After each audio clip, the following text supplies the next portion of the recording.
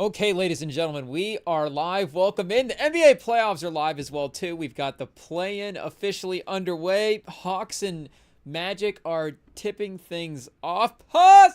But that'll be the first game in this playoff/play-in era that we're about to enter for the NBA season. And I thought we were going to be able to be here for both games, chat. A little, like I said, Hawks Magic. A little Steph Curry versus Ja Morant. Grizzlies Warriors later on. Jimmy Butler, add him into the mix as well too. But unfortunately, our car is just sitting broken down in a McDonald's parking lot right now. So we're going to have to go try to move that here at some point in the evening. It's just what it is.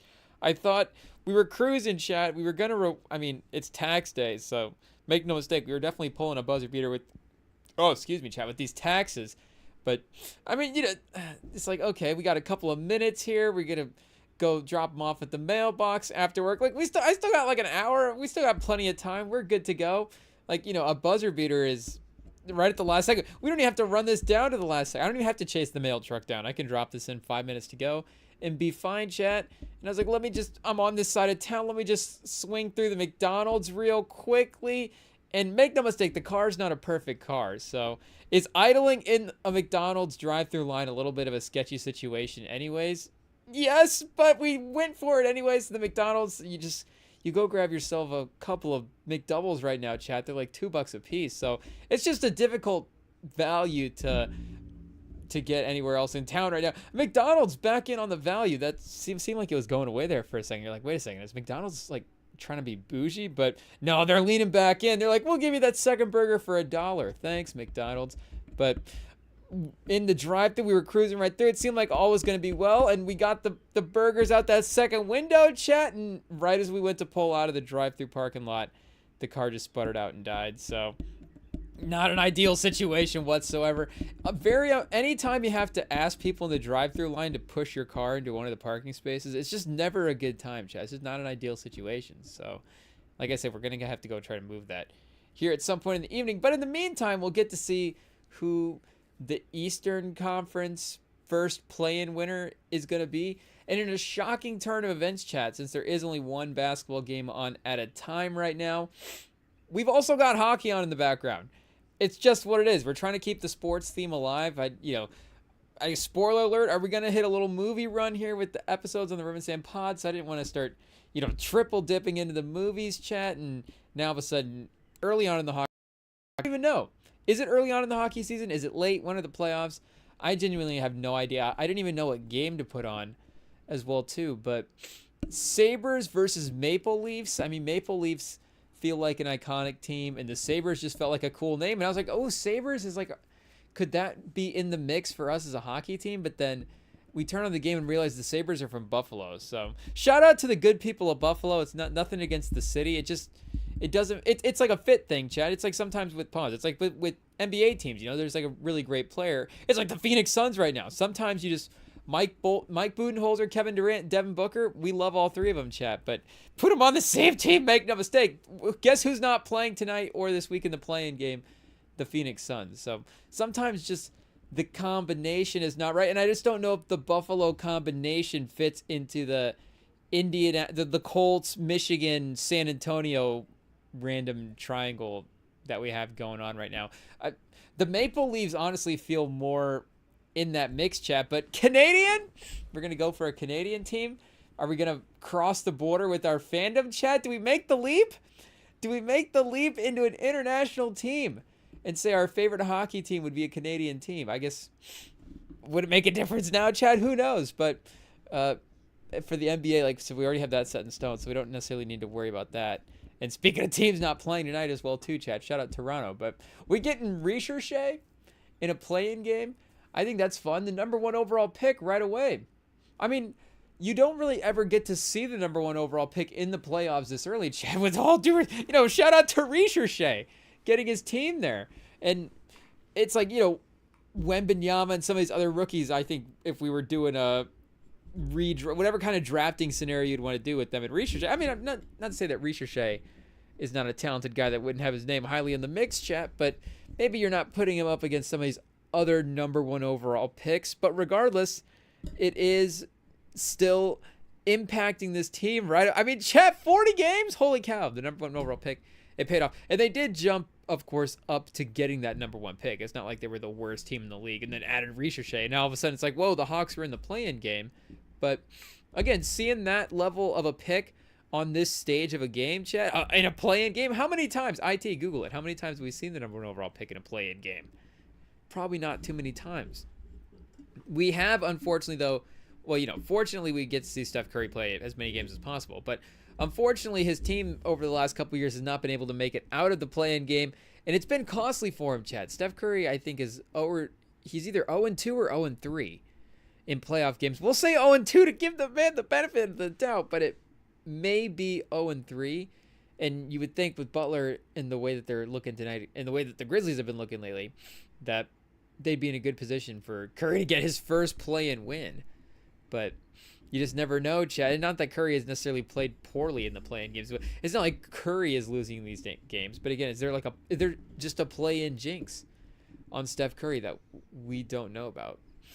But right away, chat, I mean, is it going to be a competitive battle between these two teams? And the Corey Joseph, Jalen Suggs point guard swap, with, again, all due respect to Corey Joseph, chat, it is a big loss for the Magic. I mean, of course, just on the season in general. But looking for the lineup for this game, and it's like, oh, wait a second. Who are the starters for Orlando? Yeah, everybody else makes sense. But wait, what's going on at guard there? So sometimes you get yourself later in the season as well, too, and you're like, what do we do? You still probably want to, Anthony Black or rookie. Again, speaking of rookies, chat, or is he a second-year guy? I think he's a rookie, though. But no, he might be a second-year guy because wasn't he in that Wembanyama class? Chat, but you don't really, I guess, fully expect him to impact in the same type of way if you need Corey Joseph and you're still, you want to still bring him off the bench, I guess, and you utilize him in a different role. But maybe it's just time to elevate him to starter if that were the case. And he's not hurt, right, chat? I'm not crazy. I'm not missing the Anthony Black injury that just apparently didn't retention, chat, that apparently we didn't retain that information from the Anthony Black injury if we ever got that alert.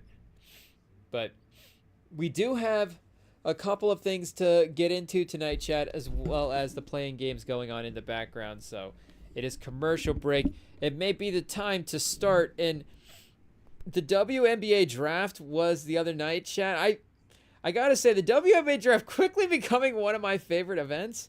It better be one of my favorite events now, because I guess maybe it can just change why it's our favorite event, chat. But it's just a great night of basketball. I mean, the draft is always a great night as well too. But just in general, people accomplishing their dreams. Of course, teams adding amazing talent to their rosters as well too, chat.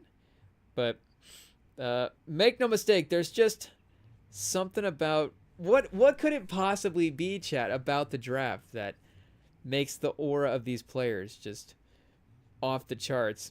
And I don't know how many years we have to comment on the draft as well too, chat. How much longer in that window do we have to be on live streams to be like, yeah, who looks good? The WNBA draft prospects. But at least for right now, chat, we can get away with it. I don't know if Stephen A's A-list on First Take was like top 5 hottest looks from the WNBA draft. It probably wouldn't be well received, but we're all adults here, chat. It is our I tier. We live at the WNBA draft. Again, speaking of adding great talents to team, chat, of course, Paige, the minute Dallas won the lottery, it was like we knew what the draft order was going to be. I'm trying to remember when even the lottery was. Before March Madness or right at the beginning of it, but I believe it was definitely before March Madness took place. So, we didn't even have the Paige Beckers run into it. She wasn't even a national champion yet. And she was always being regarded as the easy number 1 pick. I mean, of course, with the career that she's put up. I mean, even before college, chat. I mean, obviously, she needed a great college run to continue to help with her projections into the WNBA. But, just as a youth basketball, an amateur basketball talent as well, too. I guess college players are basically professional players now. So for amateur, do we have to move to high school? When is high school going to no longer be considered amateur, chat? It's like, oh yeah, high school, Monteverde Academy is like whoever the next Cooper Flag is. I guess a lot of these guys are committing as well. Are the Boozer twins still technically in high school? Like the Boozer twins are going to be on a contract, or like the Ball brothers back in the day would have been on 4-year deals with Sierra Canyon or something. Who knows when that's going to happen at some point, chat.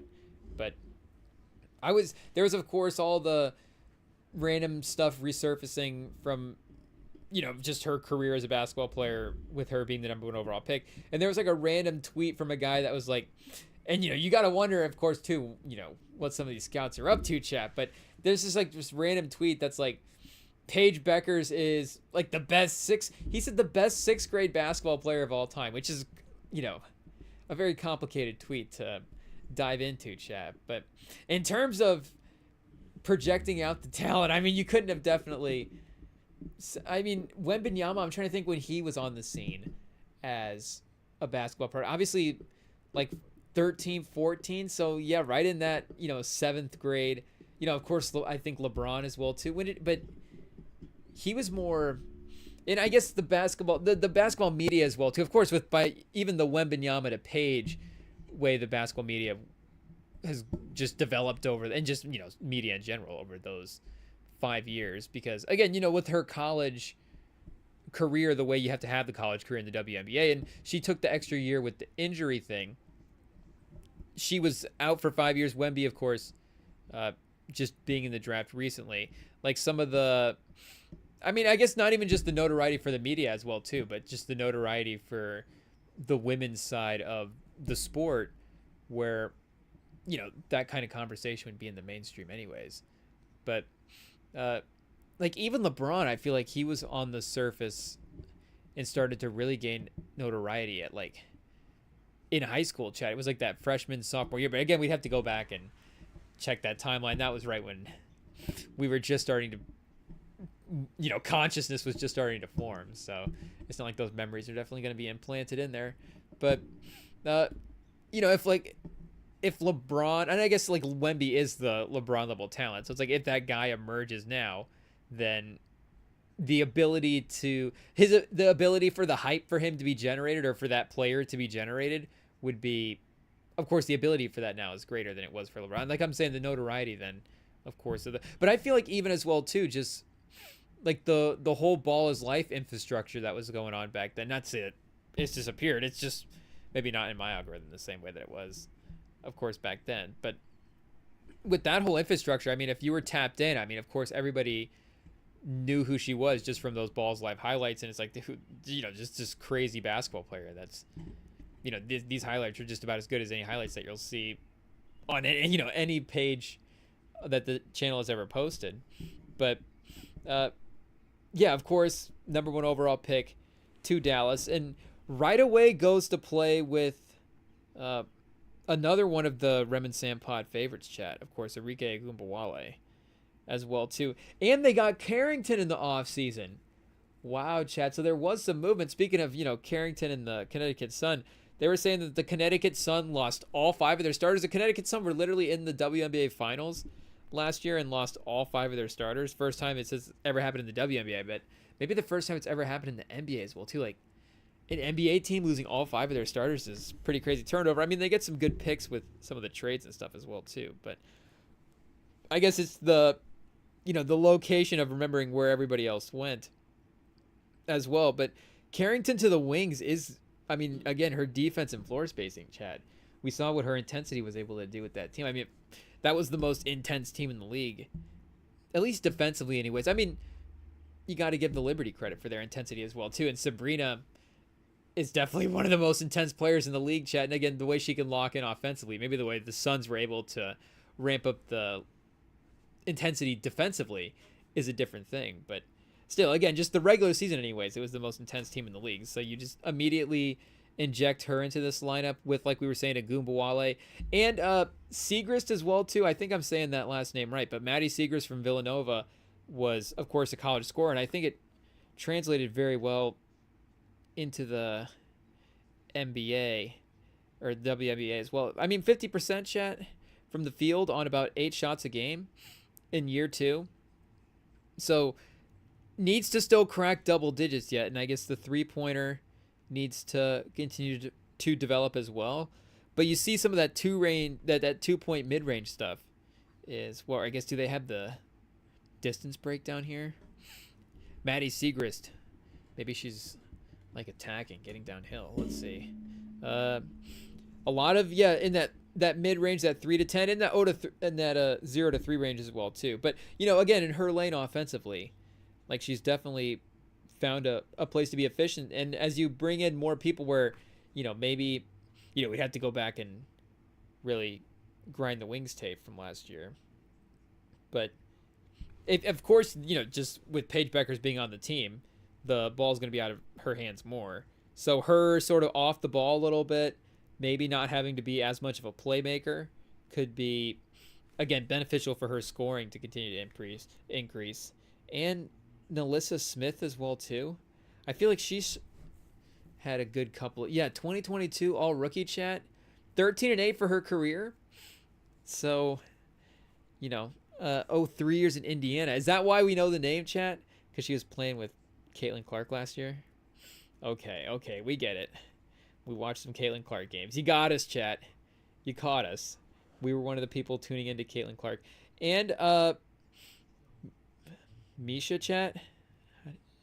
Do we say that? Maisha? Okay. I didn't want to just say Maisha, and then it's like cancel Rem, but Maisha Hines Allen, of course. Again, cancel Rem, chat, but I'm just gonna vaguely say related to Josh Hines Allen.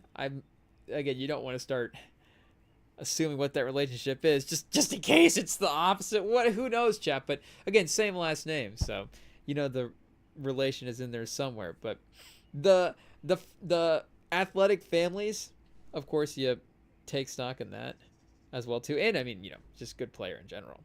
But that's going to be a really, really good lineup as well too. And I mean, again, with the Caitlin Clark, the Caitlin Clark hype last year, it's going to be difficult for Paige Bueckers to get to that level of just hype for her entering year one, for for who knows what other kind of reasons. I mean, it's not just who knows. Like, Caitlin Clark that's not to say that Caitlin Clark's not an amazing player. It's just, Bueckers is obviously an amazing player as well. And if you're thinking about, again, year one impact for what the player could be, and of course, long-term career as well, and I know we've said this before, but it would have been it obviously was at the time, just a really interesting conversation if she had been in the draft last year and it's her versus Caitlin Clark, because of the style of game that Bueckers plays, where, I mean, of course, we look at Caitlin Clark's game.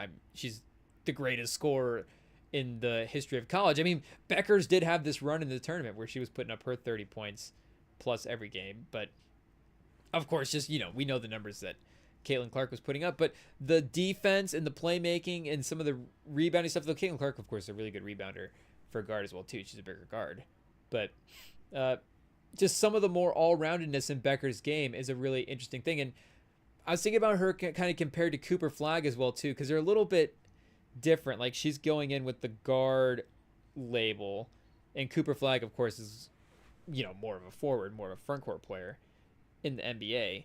But again, in terms of year one impact, and they have that similar style again, where I feel like they could do the takeover thing. And when she was doing the takeover earlier in the tournament, she was having those 30-point performances. It was like she's the best scorer in college basketball. But when maybe her game wasn't, cooking as much in some of those later games, and as the teams were, really selling out to stop her, and as the other players around her continue to play well as too, like Fudd was playing really well, and Strong played awesome in the Final Four. She was able to play make and set those players up and not necessarily take away from their games. And that's very similar to, of course, that Cooper Flagg thing, where it's like he can fade in and out of the game in a good way, not necessarily fade out of the game where he's not impacting the game. In a scoring sense, I guess, he can fade in and out of the game, and he can shift from sort of playmaker to scorer to hustle guy to rebounder, and Bueckers can kind of do that thing. So you think about her next to Agumbawale right away, and again, like Agumbawale, with all due respect to everybody on the Fever, and I guess, Boston as well too, is of course a great talent to be paired up with for Caitlin Clark for the long term. But Boston in year two compared to where Agumbawale is, I mean, Agumbawale is just a better player in the WNBA right now. As WNBA people, is that a hot take? I think that's still kind of the consensus. Boston will continue to get better with her upside in her, being earlier on in her career as well too. Maybe there's a changing of the guard there at some point. Maybe this next season, Chad. Who knows?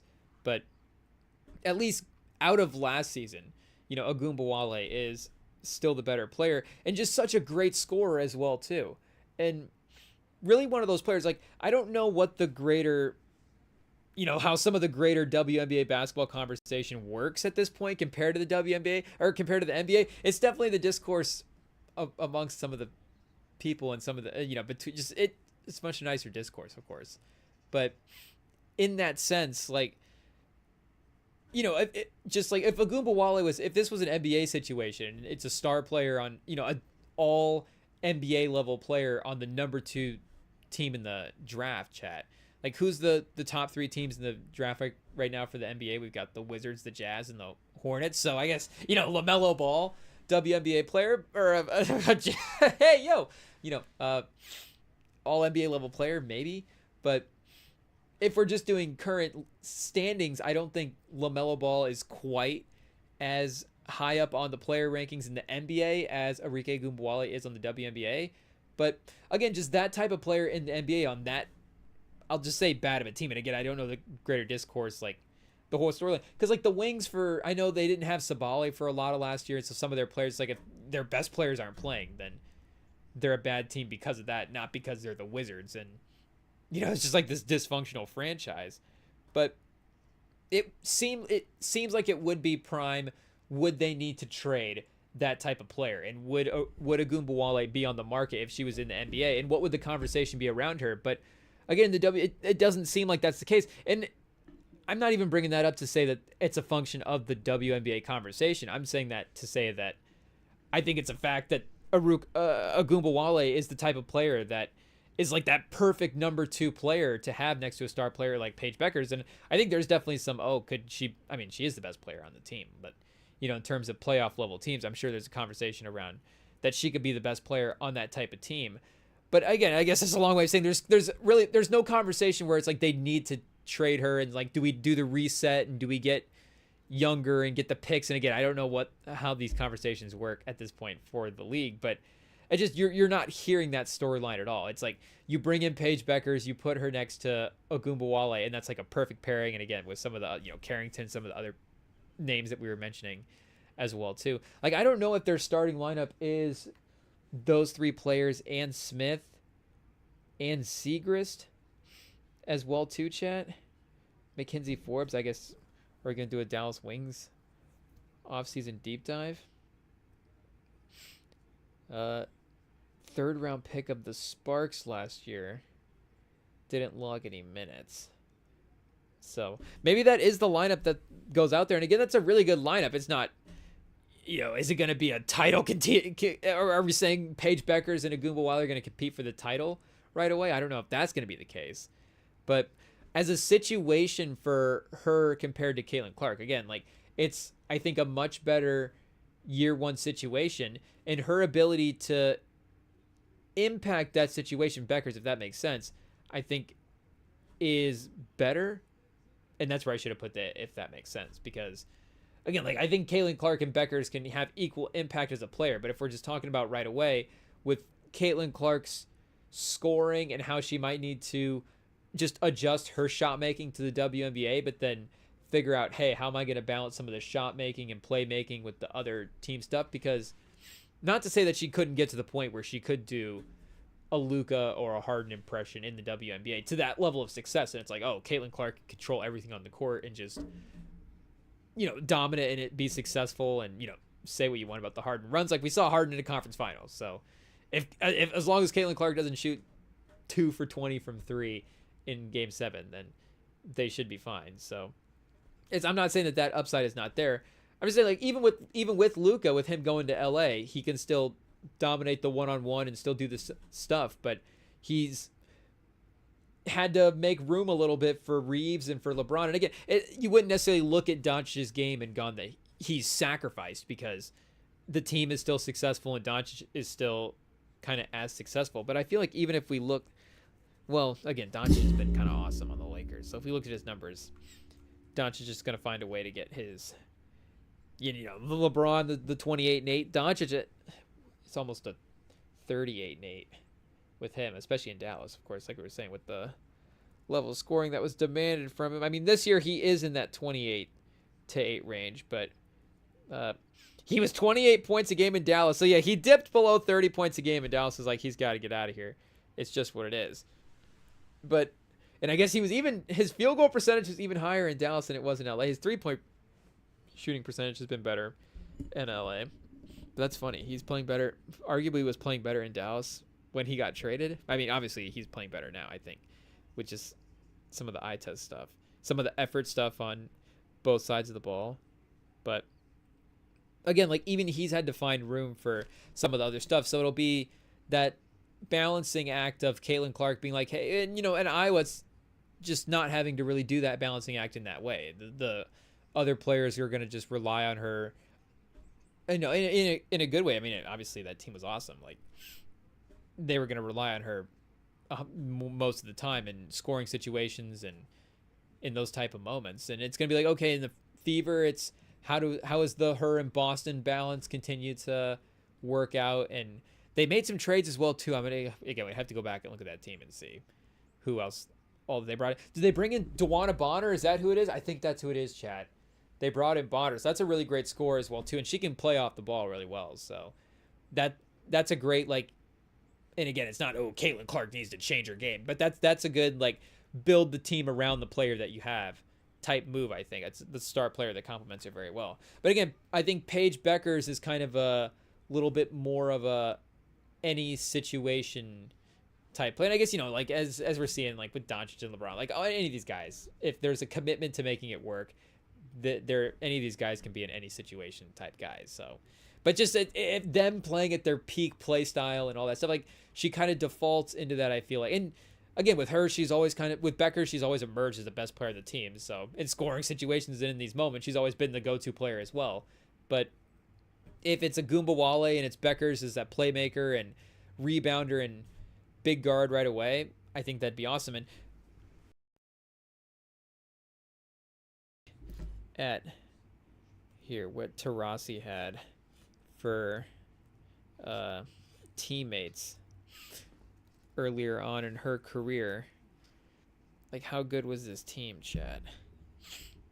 But in that, thinking about, Becker's potential impact with this team year one, and again, how this team was potentially built, I was thinking about, for the WNBA, like, rookie MVP finishes. Because again, like, for the NBA and with the rules, like, a lot of times, especially now, of course, you're getting these rookies at like 18, 19 years old, and they can step in and be immediately impactful players. Like Wembanyama is, year two, but in year one was automatically one of the best defensive players in the league. But for a player to be a rookie that's an MVP level right away, like, it would just, like, I don't know. It's breaking my brain to think even about how good that season would have to be for a rookie at this point.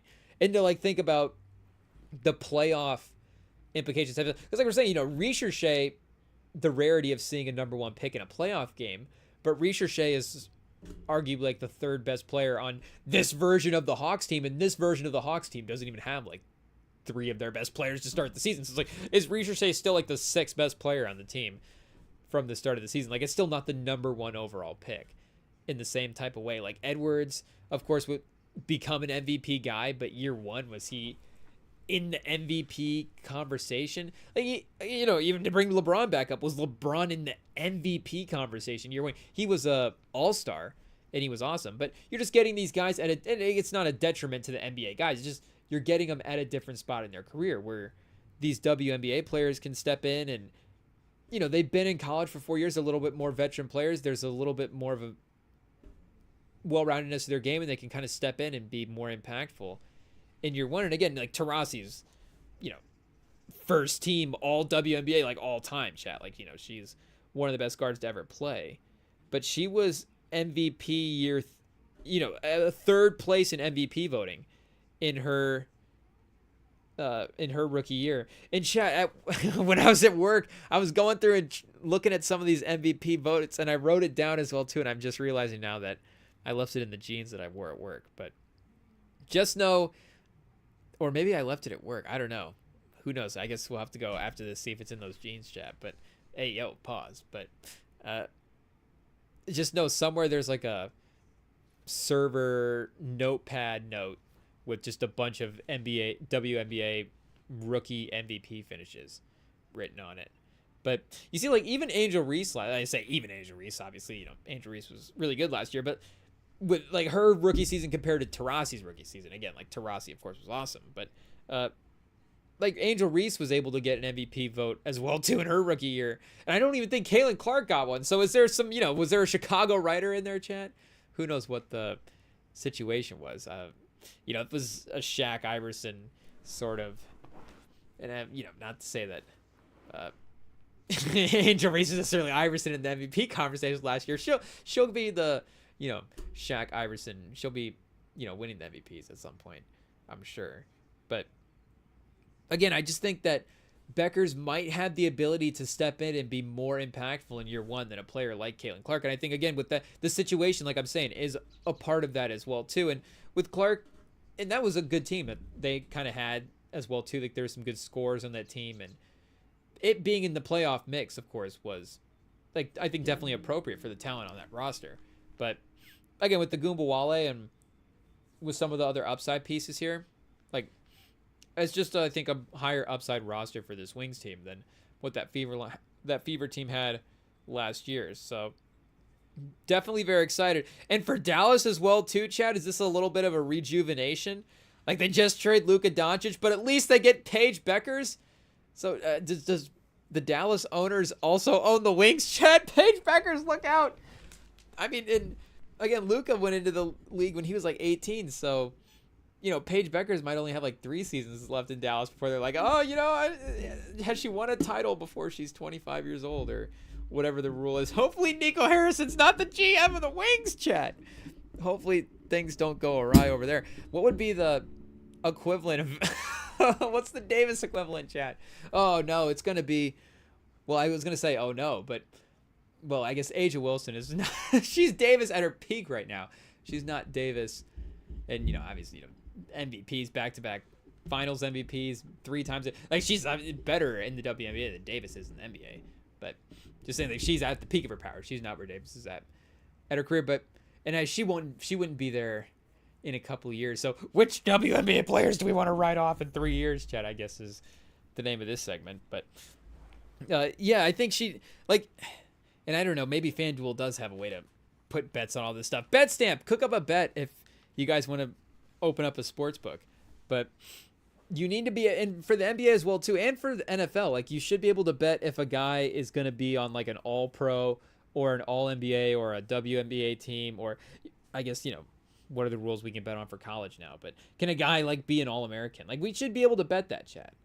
I know we can bet on the number one thing, but Paige Beckers to win, like do I want to bet Paige Beckers to win the MVP next year? Like that as much as I might even be hyping up the Paige Beckers year one, I think winning the MVP is just a tall task. Like Candace Parker, of course, won the MVP as a rookie, but is Paige Beckers going to be Candace Parker? I mean, she definitely could be, but I think Candace Parker is even at like the 100, 2K rating, whereas Paige Beckers might be like a 99 or a 98 overall. But it just for that year one, how good could a rookie potentially be? I mean, obviously, winning the MVP as a rookie is the 100 overall rating by the end of the season, but I'm saying going into the season as well too. But again, I'd have to go back into a time machine and read the discourse around that time. But like if I could bet Paige Beckers to be first team all WNBA or even second team but first team all WNBA, like could that be, is 3-1 like too crazy for that? That might be like plus 250, chat. Paige Beckers, that might even be a little too risky. I don't know. Plus 175. Paige Beckers, first team all WNBA. What was it last year? Did Clark? So Clark, was she on? She was All-Star game, but did she make an all WNBA team? She did lead the league in assist, so that would have helped. Yeah, she was, chat, second. She was first team. Oh, she was fourth in MVP voting last year, chat. So I was just so focused on the Angel Reese name on Basketball Reference. Sometimes you just get distracted, and I guess I just forgot to look at the rest of the voting list. It is what it is, chat. You got me. But Yeah, okay, that does make a little bit more sense. Not to say that, again, Andrew Reese shouldn't have gotten MVP votes. I just would it would have been like as a collective, just as somebody that was witnessing the conversation last year. It's like I'd be surprised if somebody didn't decide to at least give her one vote. But yeah, finished fourth in MVP voting. So I guess the bar is fourth. And what is the bar for the team success as well, too, Chad? Let's see here. 20-20. So a 500 team. Could the Wings be a 500 team next year? I think it's definitely, like we're saying, Beckers and Agumbawali alone. They kind of, do we have to start immediately doing the NBA storylines? We have to start bringing toxic NBA storylines into the WNBA chat. They kind of have to be in year one. Paige Beckers has to make the playoffs in year one, or it's a massive disappointment. There we go, chat. We've started. It's been infected. We're like the alien from the End of Life. Is that the right movie with Jake Gyllenhaal and Ryan Reynolds? We're like the alien at the end of the, in the capsule. And Jake Gyllenhaal is just the Paige Beckers take is just like, no, don't let it out. Don't pause. Don't let us out. But then what do you do, chat? Just the random guy out there in the ocean's like, I can't help it. Curiosity. I'm going to open this capsule.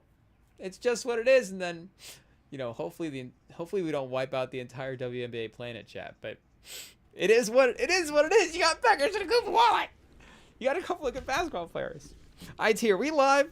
I don't know. But so can the Wings go 21-19, essentially, is the question.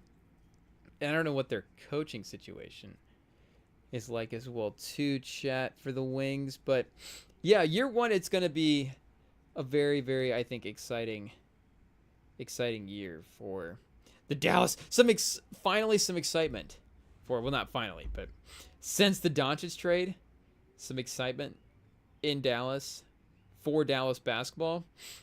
Just hopefully the Dallas fans aren't too bummed out with hopefully just not like basketball all the way around that is bitches, bumming people out right now. We might have to double check, chat, who actually owns this team, because this could be a really, really tricky situation in a couple of years.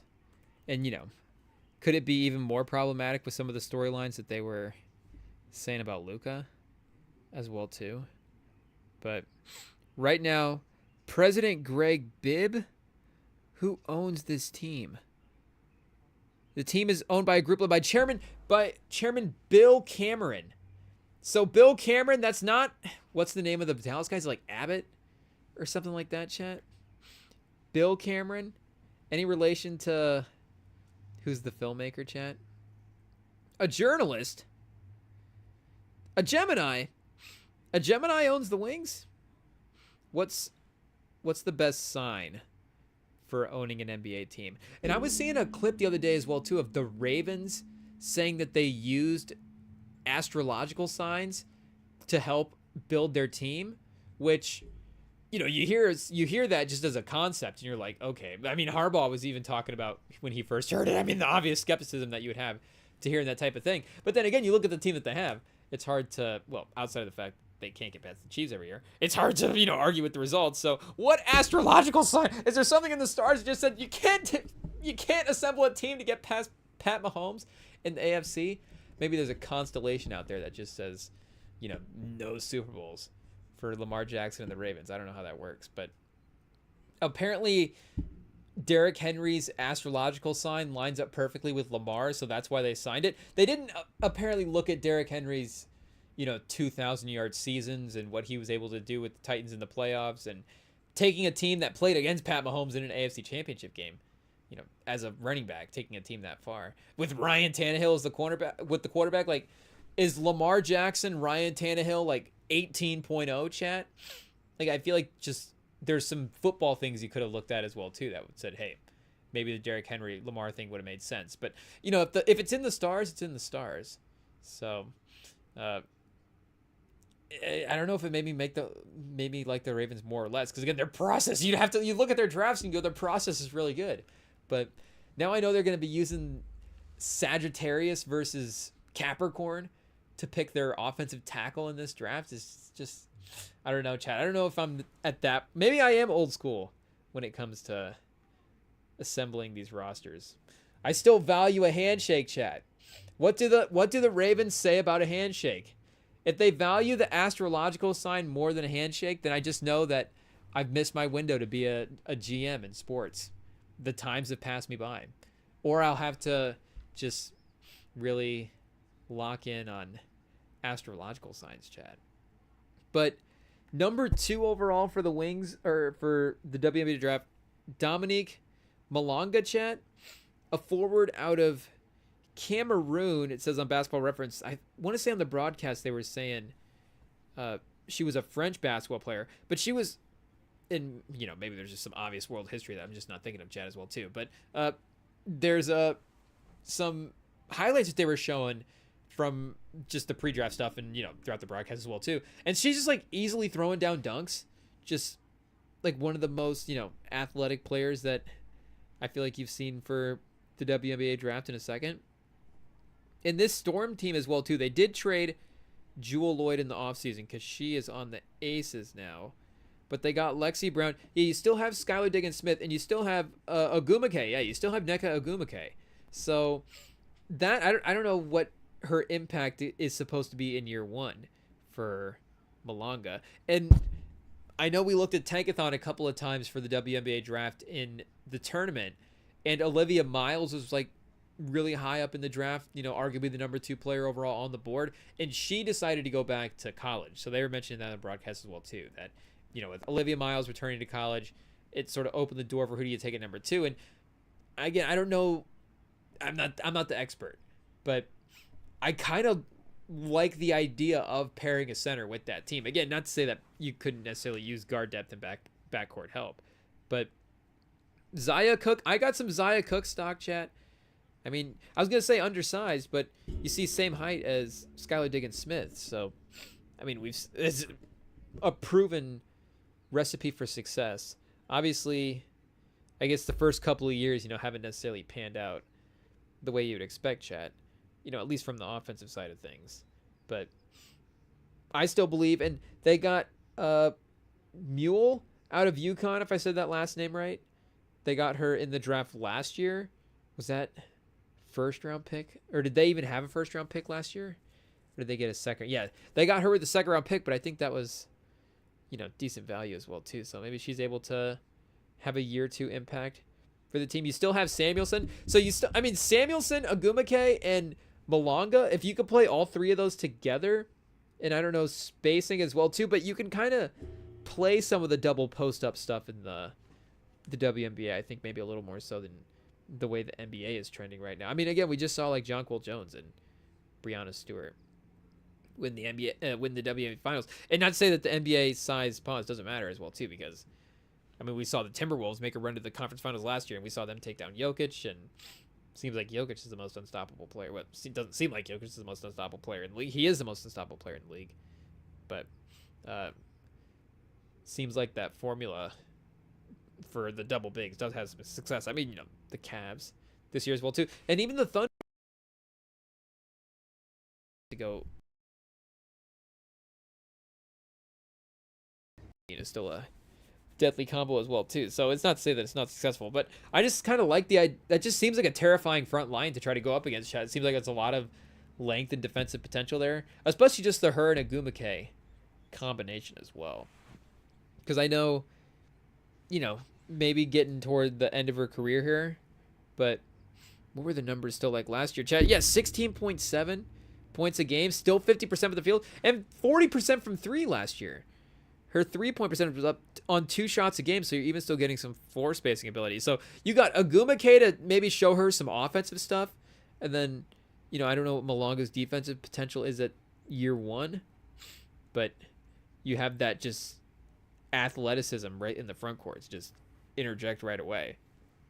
So again, I don't know if they would have gone with Miles or if that would have been the pick all along. I mean, gotta be honest, chat. You start throwing down, even if it's like a Darko Milicic situation. I'm not saying that it is. I'm just, you start seeing some workout videos. You're like, okay, I don't know how we don't start, how do we not take this prospect?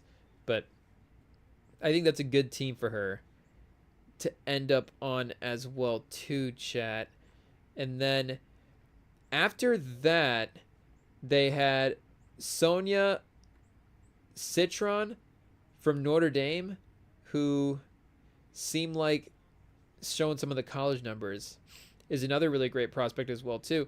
And they were saying in the draft that the board kind of behind Becker's was a little bit even. They were kind of saying that Malonga, I think, at that point in the draft was kind of set for number 2, but that there was kind of a evenness to the board throughout the rest of the draft. So it's like, yeah, good talent, through the rest of the first round. But they got the back-to-back picks as well too at 3 and 4, and they got Kiki Irefin at 4. I guess I didn't realize that the Mystics had the back-to-back picks there, chat. We had the broadcast on in the background. And make no mistake, I guess I did remember that, Sonia and Kiki Irefin were the back-to-back picks, but it was hard to remember what teams they went to, chat. I tell you what. But they definitely got if we'll just have to do Steven's A-list for him, chat. Best dressed players in the WNBA draft. Mystics might have got the number 1 and number 2. They might have been up there. I'm not certain. We'd have to go back and we'll just have to rewatch the broadcast, chat. It is what it is. You talked us into it. But of course, her and Juju Watkins tearing it up at USC last year. So that front court scoring with the backcourt play, you get a little 1-2 combination there, is a fun move, chat.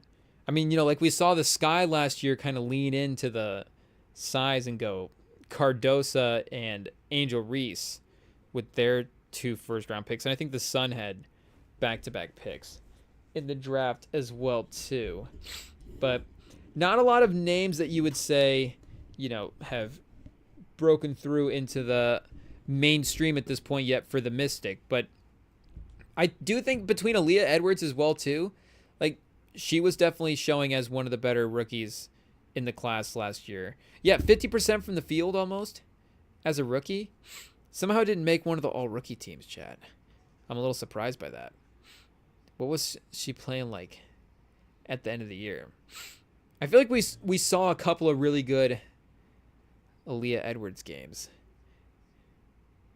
Oh, unfortunately, it might have been the end of the year that did her in, chat. She had a big run of single digits. But yeah, in the middle of the year here, she had a good run of 14, 23, 10, 3 nights in a row. There's a 16-point game a little bit later on. So if you go, like basically June through the middle of July, a 15-game stretch, she was 10 points a game, 52% from the field, 10 points, 7 rebounds. So again, her role is going to, shout out to the Mystic, but it's not like they're really making Aaliyah Edwards' life a whole lot easier last year. And again, you're not really bringing her in as a year 1 scorer, turn the offense around type player. She's the versatile, like we're saying, she can kind of shoot, score, get the rebounds, be an efficient player around the other star players that you bring in. So, and the versatility of those 3, like we're saying, next to Edwards and just adding is it Citron or how do you say that, chat? But, and like we're saying, her and Edwards and Irefin, I think in the front court can play together pretty well. So that's a fun 3-person, just young team combination right now. Like, do we have, and they do have some veterans on this team, chat. Like they got Stephanie Dolson in the front court at center, year 11. But just in terms of cores, like we're saying, even, Agumba Awale is not like a, older player at this point, but she's still at the peak of her powers. Like you're got a prime player paired up with Paige. Like the Fever trying to get a little bit, that it's her and obviously, Clark in Boston, but they're trying to surround her a little bit more with veterans. So Washington, just both sides, chat. And speaking of ownership group, same ownership group, taking the same play both ways around. But a lot of young players, a lot of young talent. But between Kiki Irefin and Alexander Sarr, chat, there might actually be some hope for what is going on with Washington. It is on the basketball court, so I don't know if that would be our... Unfortunately for the Washington fans, I don't know if that would be our first pick. 4 things in Washington. But again, from a basketball sense, we'll take it, so it's not that bad. Oh yeah, Chad, and it does say right here for Malonga, France as well too. For some reason I'm blind. I didn't see that earlier. But you've got the Valkyries making their pick, their first overall pick ever as a franchise. Expansion draft pick number 1. They get Juiced, Joit, another, I guess, did it say Lithuania on the other page, chat? So international prospect. I guess we didn't do the YouTube deep dive like we should. But the Valkyries, of course, going to be a fun team to keep an eye on in the future. And then, yeah, like we were saying, the Suns made, had some big turnover with their starting lineup, losing all 5 of their starters. But it did feel like they were able to replace them a little bit. And they did point this out on the broadcast. But again, just watching the Sun last year, I remember watching. This was one of the picks that I was locked in on as well too. Because I mean, chat as well. You can just read the names. There may be some interest. Like, hey, Anis Amaro. We'll buy a little stock in a player with the same name that we have. But when we were watching that pick, they were talking, of course, about the Suns' turnover, and then they were describing Morrow as a player. And it was like, well, this is almost perfect, the perfect type of player for what we had watched on that the Connecticut Sun, not even the same state, chat, but same team name. What we had watched on that Connecticut Sun team as of last year. And again, speaking of, different states, different levels of intensity, the Phoenix Suns to the Connecticut Sun, probably maybe the most complete opposite same name teams around, chat. Because you think, I mean, that's obviously a cross-sport one, but for college as well, how many teams are named the Wildcats? There's probably a couple different Hawkeyes out there throughout a couple different Wolverines, a couple different, a bunch of different Tigers, chat, a lot of different teams named Tigers. But I feel like some of those teams would have some similarities, like the Connecticut Sun and the Phoenix Sun. The only similarity they have is there's got to be a lot of roster turnover in the offseason. But, yeah, it seemed like it was a perfect. And then they were saying on the broadcast as well too. They were like, it is a perfect fit, Morrow and the Connecticut Suns rosters. So maybe there's some vision with the reset of some of the contracts. Maybe I don't know what the team is thinking. Again, I don't know if we're bringing toxic NBA storylines into the mix here, but they still, and you lose all your starters. But it was a deep team as well too, Chad. So there's still some talent hanging around where. Maybe a player like I guess, are we looking at the roster from last year? Yeah. Oh no, from this year you still have Mayberry hanging around, Marina Mayberry, great role player on that team. Diamond DeShields as well too, great veteran player. Tina Charles as well. I mean, how can we not even mention Tina Charles? Those are just great presences to have. So, and Tina Charles is still, I mean, awesome as well too, Chad. She'll still give you a 15 a game. Incredible. But yeah, I like the Morrow pick for sure. And then what was the other pick? And something about these LSU forwards, I mean, they were making this case as well too on the broadcast, but you have Angel Reese going 7th last year and then Morrow going 7th this year. And I'm not being critical of the players that were taken above it. And it's hard to even look at the draft last year and go, okay, it makes sense, all the players that were taken above Angel Reese. But it's just hard to look at a list of, difficult to look at a list of names and say, okay, how is Angel Reese, from what we saw her do at LSU, not in a top 3 conversation for basketball things? It's just Morrow's toughness and kind of providing the same type of game as well too is very impressive. But the Mystics, I guess the Mystics had 3 first-round picks, and they got Georgia Amoore from Kentucky, who was another player looking at the box scores during the tournament that we just really, really liked. And they're, again, 5'6", I don't know how some of these storylines play out, but it was just difficult to look at all the honors. 2-time All-Americans. There was a two-way, her as a playmaker and a scorer. I think they were saying the points produced just in general for her, where, again, if you're calculating the points and assists together, were about as high as any other player in college basketball. So, especially if you already have a couple of first-round picks, that's a perfect, you can take a swing on maybe a player that might, and again, as a 6th overall pick in the draft, she's probably going to go in this range. But maybe somebody who might have some other difficulties. And her next to Citron as well too. That's a fun I hope we get a lot of those young talents playing together, chat. I hope, and again, you're going to need to mix in the veterans as you can just for the cohesion of it. But to be able to run that lineup out as much as possible should be the goal. I mean, hopefully maybe that's just the starting lineup in general. Just Citron, Irofen, Amore, and Aaliyah Edwards. All 4 out there. Because, again, it makes sense. You got a couple of guards and a couple of front court players. And you can really go any other direction with adding in a final piece there. And just keep collecting talent, keep building around. But then Sanaya Rivers out of NC State was the other pick for the Connecticut Sun as well, too. So, yeah, the Mystic with the multiple firsts and the Sky as well, too, with multiple firsts. So, kind of turning into an NBA situation where, like, half the league just has all the first-round picks. But the Mystic with the multiple, like we said, Citron, Irofen, and Amore. The Connecticut Sun with Morrow and Rivers. And the Sky with Sigma Chat. We're gonna do the Kevin Garnett and just slur our way through. Again, not the Kevin Garnett, slurs his words. Just that one clip we're thinking of where he's like, what's the word he's trying to pronounce, Chad? And he can't pronounce it. I'm trying to forget. Is it equivalent? I can't even say the word, so now I can't even make fun of him, Chat. But I can't remember what it is. But yeah, they got shout out a Slovenian player, and then Van Lith as well too, who gets paired up with Angel Reese. And I think there's going to be some interesting, not how does she translate from the college to the pros, but you think about how she was and what she was asked to do in college, like we were saying with some of these other players, and what she was asked to do on that LSU team where, you know, at Louisville and at TCU, she's moved into more of a limelight sort of best player type role. And those other teams had some scores on it as well, too, to help take that burden off.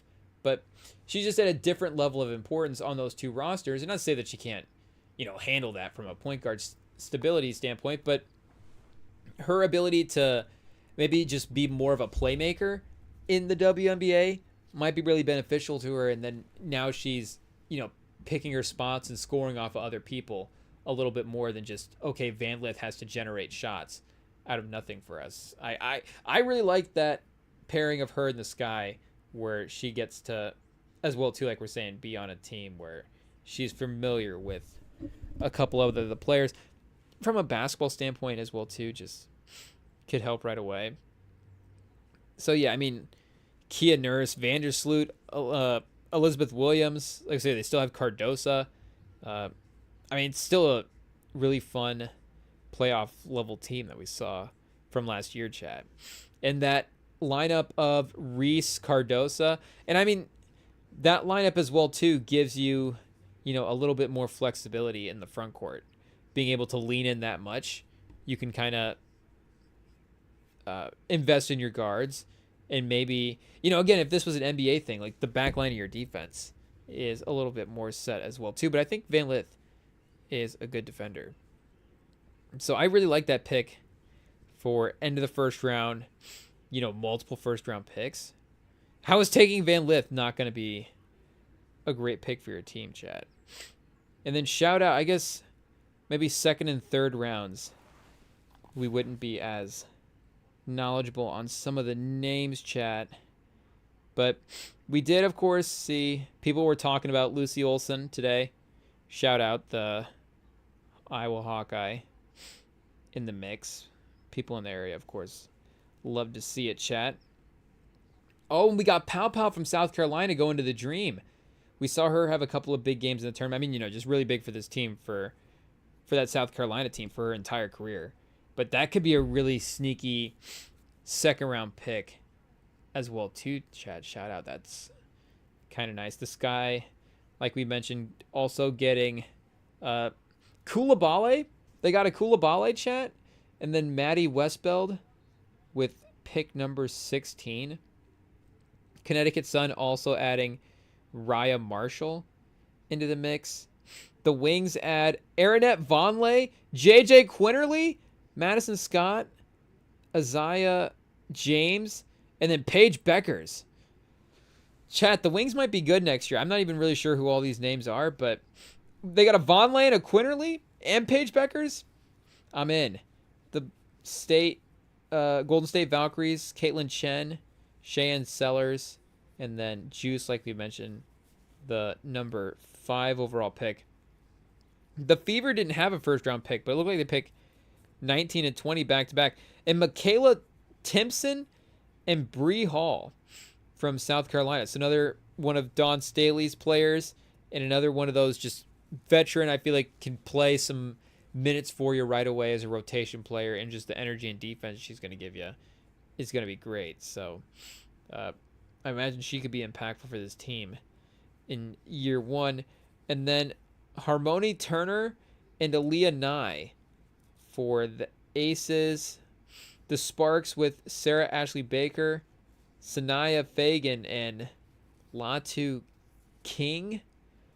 The Lynx with their 3 picks, Anesthesia Chat, Kuso, Delea Daniels, and Aubrey Griffin.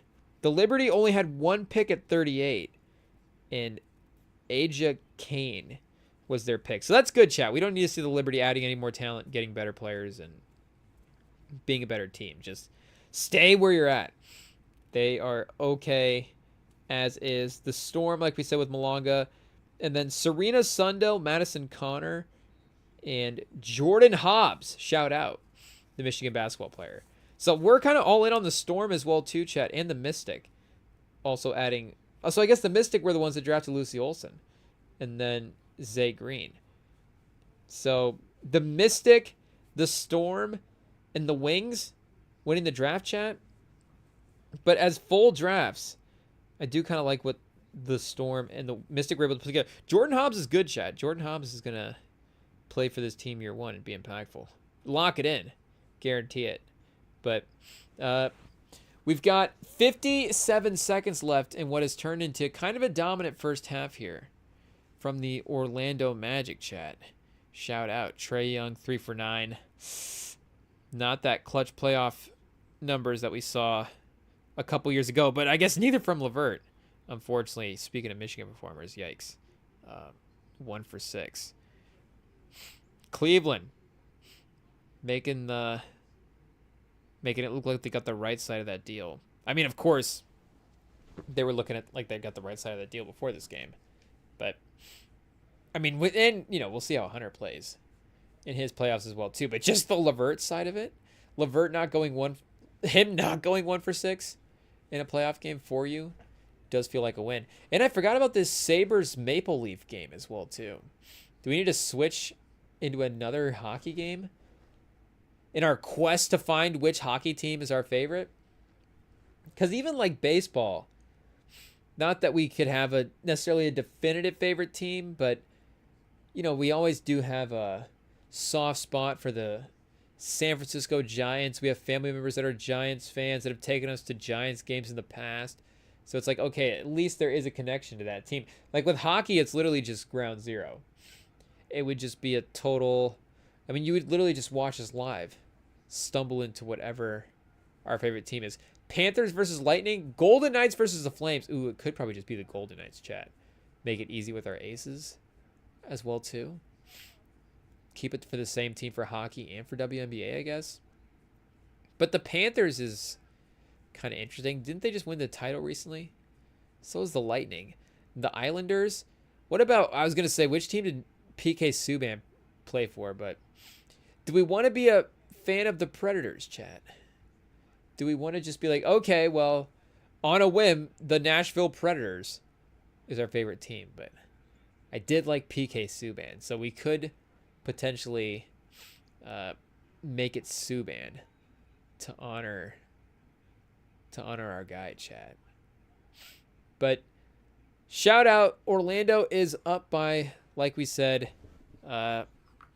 16, chat. So let's take a quick break now before halftime, because we still got more stuff to go through, chat. More stuff in the news. More stuff is happening outside of this play-in game. So let's take a quick break, and then we will be back through halftime and the second half of this game on the other side.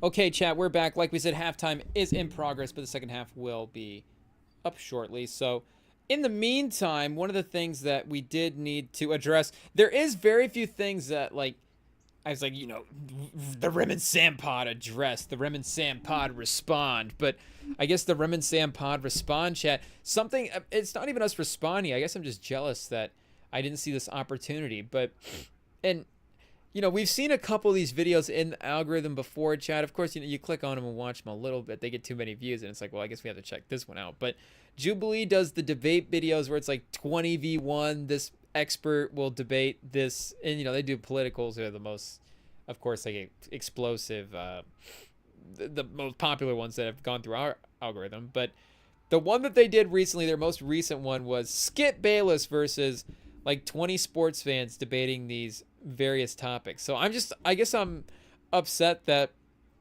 we missed like the sign up or is it auditions? I don't even know how you get on these in general. It's like just Jubilee staff. It's like, do you know somebody that wants to be on the show and then they just bring in a friend? Or is there like an audition process? Do we have to go through a process of actually like trying to get to the chairs? It's like, okay, we get 20 people. It's like 1,000 people show up to the audition, so everybody breaks off into like rooms of, I guess they're doing like 20v1s. Oh, excuse me, Chad. So everybody just breaks off in like rooms of 25, 30, and then just like slow process of elimination. They just whittle it down to whoever is left. Like, I actually kind of think that might be how they do it. Pause. But regardless, they did Skip Bayless versus a couple of sports fans, and they went pretty, I think, easy with the topics. But I mean, in easy sports topics, the easiest debate, they're easy for a reason. And a lot of times they're easy because there's so much about it to debate. So the topics themselves maybe not that nuanced, but again, it's timeless arguments that we could always have. And I think they had. Oh no, okay. I remember there was a couple other football ones. Okay, I got it, chat. But I mean, the first one that they did was Magic Johnson was the greatest Laker of all time, and this is like an obvious sort of trying to get on, and Stephen A. or not Stephen A. Skip Bayless always trying to get under people's skin, chat, trying to not really aggregate himself, but try to get aggregated in a way with some of the crazy stuff with the crazy takes that he's having. So this is like a very obvious trying to mess with the younger audience, but again, this is like a perfect take for the younger audience because a lot of people are going to debate this one, and what the obvious debate is going to be. It's obviously going to be Kobe Bryant. And immediately when he put this out, I'm not going to lie, chat, a few too many people got up on their chairs to respond to this one right away. But again, it's just the power that Kobe Bryant has. Shout out, rest in peace to legend, chat. And there was one guy on there that was making a great case for it as well too, and it was his points as well that it's like, it's not really the basketball stuff that goes on when you're comparing that type of thing, when you're saying greatest Laker in the case of Kobe. It's like the impact that he had. Kobe's impact is the most impactful Laker of all time.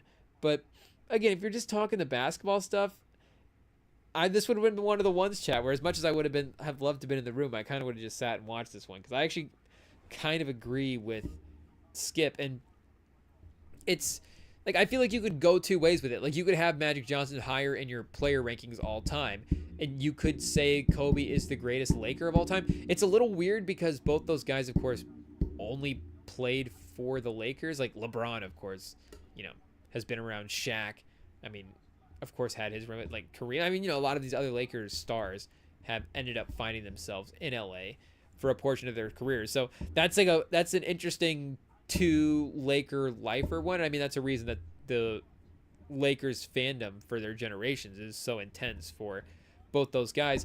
And I thought one of the guy that we were referencing earlier was making an interesting point about Kobe's story arc, where he's like, oh, chat, the Kraken, Seattle Kraken, they have pretty cool jerseys. We could be Kraken fans. They're a newer team. But,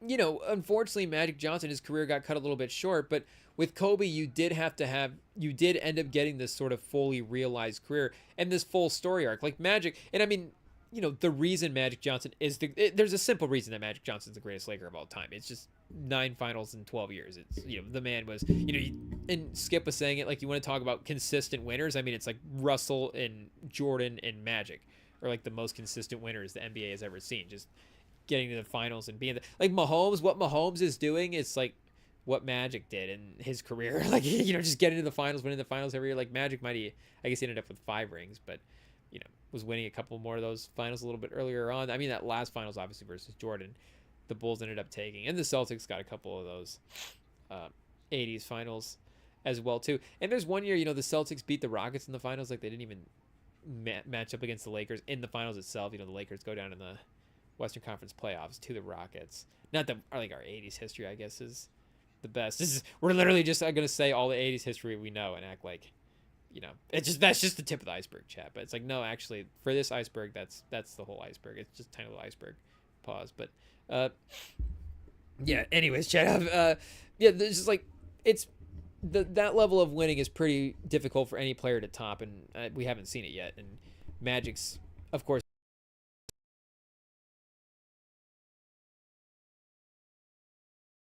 I disconnected the mic. My bad, chat. Testing 1, 2, 3. Are we still going?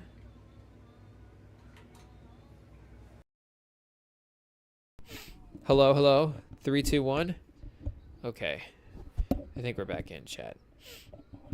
But with Kobe, you did get this fully realized story arc, which, for better or worse, what does that mean? Fully realized story arc. Like, there's going to be some, for better or worse, there's going to be some worse in there. And there's definitely some moments with Kobe that's like not maybe the first thing you'd want to be brought up in mentioning the career.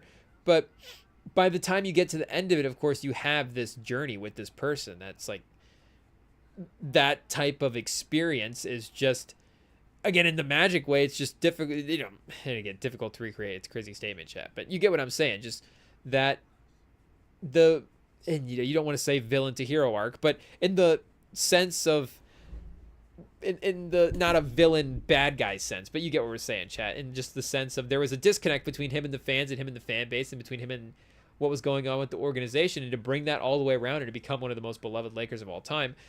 By the time he retired as well too, chat, I mean, we could say what we want about how we view him now, but, Kobe, when he was with us, was regarded as that guy. And, of course, loss of life, chat, we're not ranking loss of life, but there's a reason that Kobe's impact, or, the reason that what happened with Kobe was so impactful is because he was that player. He was that guy by the time we got to the end of the basketball career with Kobe Bryant. But again, if we're just talking about the on the court basketball stuff with, it's like Magic Johnson, 9 finals in 12 years. Like, what else do you really need to say with this guy? But also, yeah, he's going to elevate everybody around him in a way that, again, it's not a player specific thing. It's all players. It's who else in NBA history is elevating guys the way that Magic has.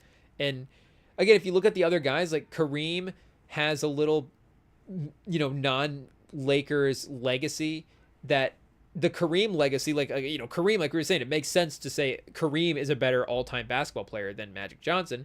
That would be a totally fair statement. But for the Laker piece of it, he had enough success in Milwaukee, of course, to add to that total career.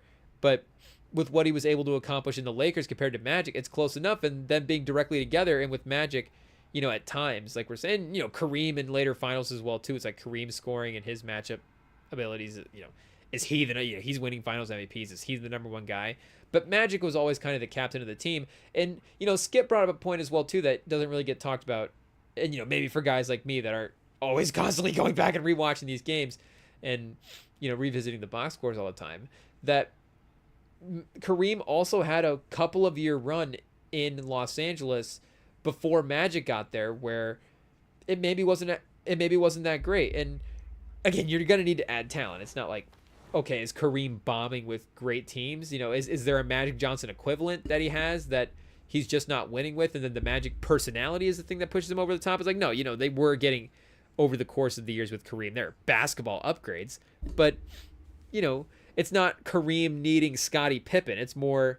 And again, it's not Scottie Pippen needing Michael Jordan. Obviously, Kareem and Magic is the greatest 1-2 player combination of all time, outside of maybe Steph and KD. But from a legacy standpoint, I mean, you can't really argue that Steph and KD's collective legacy is. Oh, and Steph is in the mix with, of course, those guys. But shout out to KD. Unfortunately, it is what it is. It's just the.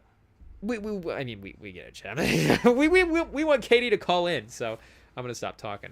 But yeah, you still, of course, have the collective basketball legacy of those two guys, the two greatest teammates to ever play the game together. But for how Magic was able to elevate that roster and for the constant level of winning that they had, I don't really know if there is a way to say that he's. I mean, again, I guess there is a way to say that he's not. But for me, I would personally still have him as the best Laker of all time. And it, again, would coincide with my player ranking, where I think I would probably have Kareem over Magic, chat, but it's close. It's close. I have enough time debating Michael Jordan versus LeBron, so I haven't necessarily made it down to 2 and 3 and 4 yet, chat. In the player ranking, unfortunately, I'm still stuck between the number 1 and the number 2. But again, like, I could definitely see with the totality of what Kareem was able to put up that he definitely could be above Magic Johnson. But for the Lakers, quote unquote, portion of it, I think it's probably got to be Magic, chat. And again, just the way he was able to connect with the fan base as well too. And Like Shaq, I mean, is Shaq, the best Laker to ever play for the Lakers? I mean, if we're just talking, of course, best basketball players to ever play, like Shaq is right in that mix as well too. But even him, like, the Shaq and Kobe thing maybe was even a little. Well, I guess it was it more split than Kareem and Magic? I don't know if we want to debate that, but it was definitely, especially by the end there as well too, as even as their status in the league between those two guys from history. So that one in particular, I think Skip actually was right on that one, that Magic is the best Laker. But again, the Kobe thing makes total sense. It makes sense the type of people that are going to gravitate toward Kobe as well too. And I guess we probably should be saying that Kobe Bryant is the greatest Laker of all time. We're one of the weird ones for our generation. But again, it's just, you just hear 9 finals in 12 years, chat. How do you not say that that person is the best player for whatever franchise that would be, even if there's other, great players in that franchise? So that one Skip would have gotten away with not necessarily getting a response from us. But the next one I think they had was another NBA one, and it was, of course, he was going to do an MJ LeBron. So, I mean, makes sense. The Lakers, there's going to be a Lakers topic in the mix. I don't think they did any Cowboys topics, which is a little surprising, I guess. But, of course, there's going to be some Lakers topics. And, of course, there's going to be a LeBron versus Jordan discussion. But it's not just LeBron versus Jordan. It was Jordan versus LeBron, and Jordan was, like, did he say laughably? I think the quote is Jordan was laughably better than LeBron James. And I think Skip, on his player ranking, he gave it out at one point. I think he said he had LeBron James like 9th all time in his player ranking. And he had, I don't remember exactly, but I mean, the list of guys that it would be. Again, I don't know the exact order, but it was MJ. My brain's breaking. I'm thinking who would even be better than LeBron, chat. But, MJ, Magic. He had Bird, but I think he had Bird closer to Magic than 3. But, he had those 3 guys, Kareem, Russell, Tim Duncan. Did he have Wilt in the top 7, 8? He did have Kobe. He had Kobe over LeBron. So he definitely had those. We'll say 7.5 because of Wilt. So I guess that would make 8 and then LeBron 9. So definitely those 7 and maybe Wilt Chamberlain. I don't remember. But maybe it was Steph in the top 8 as well too. But again, he had 8 players above LeBron James in his player ranking. But again, like, I don't know if this is going to be a hot take, chat. I don't think that is like so insane. People are now tuning out. I get it. Like, obviously, like I'm saying, like, I'm still debating between LeBron and MJ. So in my mind, I'm putting LeBron in that conversation for number 1 versus number 2.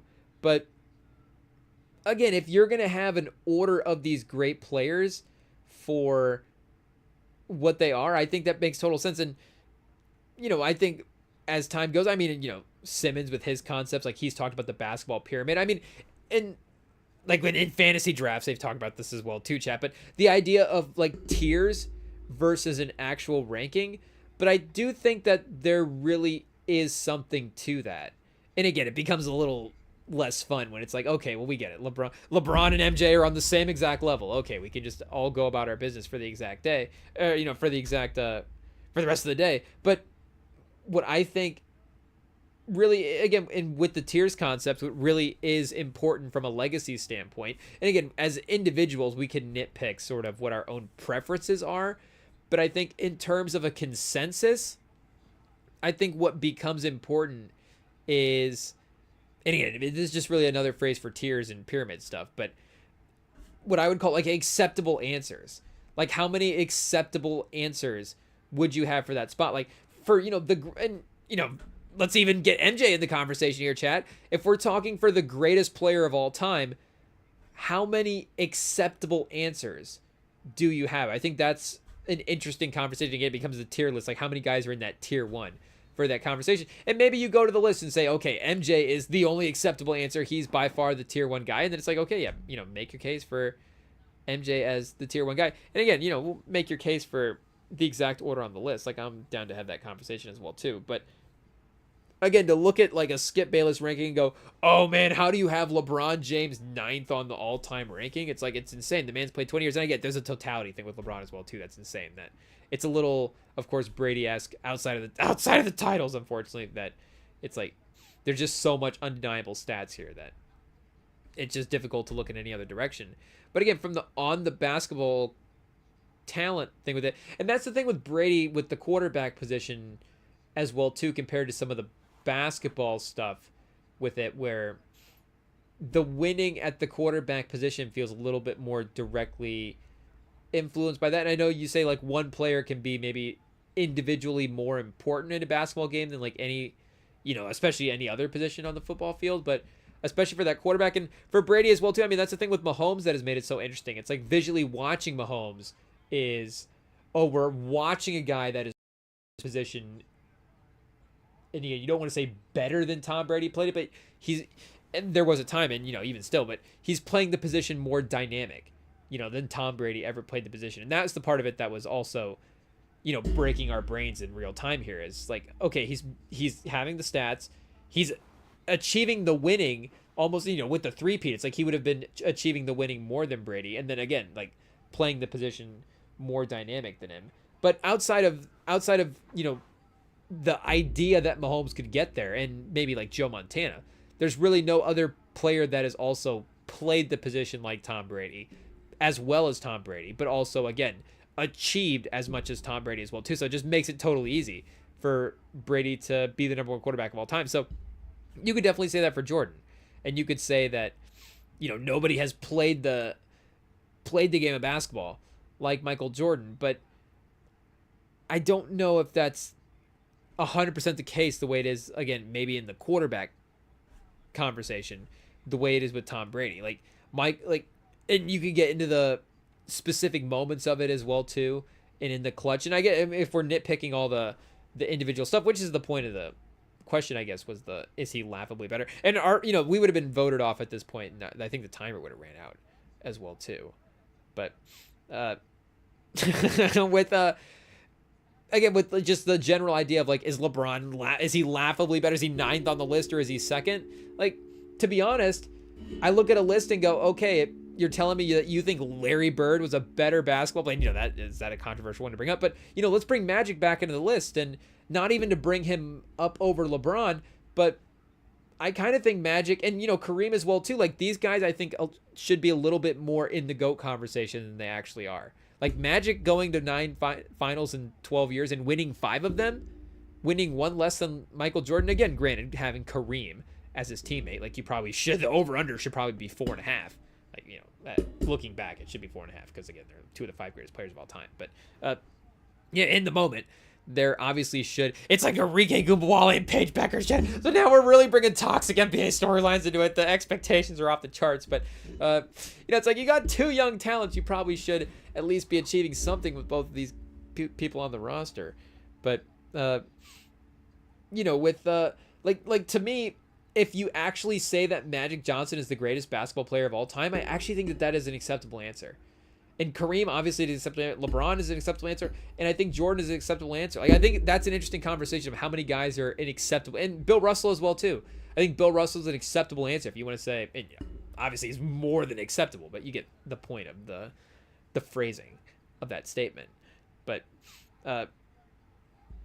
I think those guys especially, I think all of those guys, and that gets interesting in the Magic versus Bird conversation. Like, is Bird in the conversation for the greatest player of all time? And again, maybe for the Jordan, or for putting Bird over LeBron, like, we literally just contradicted ourselves and said that Bird is outside of a tier.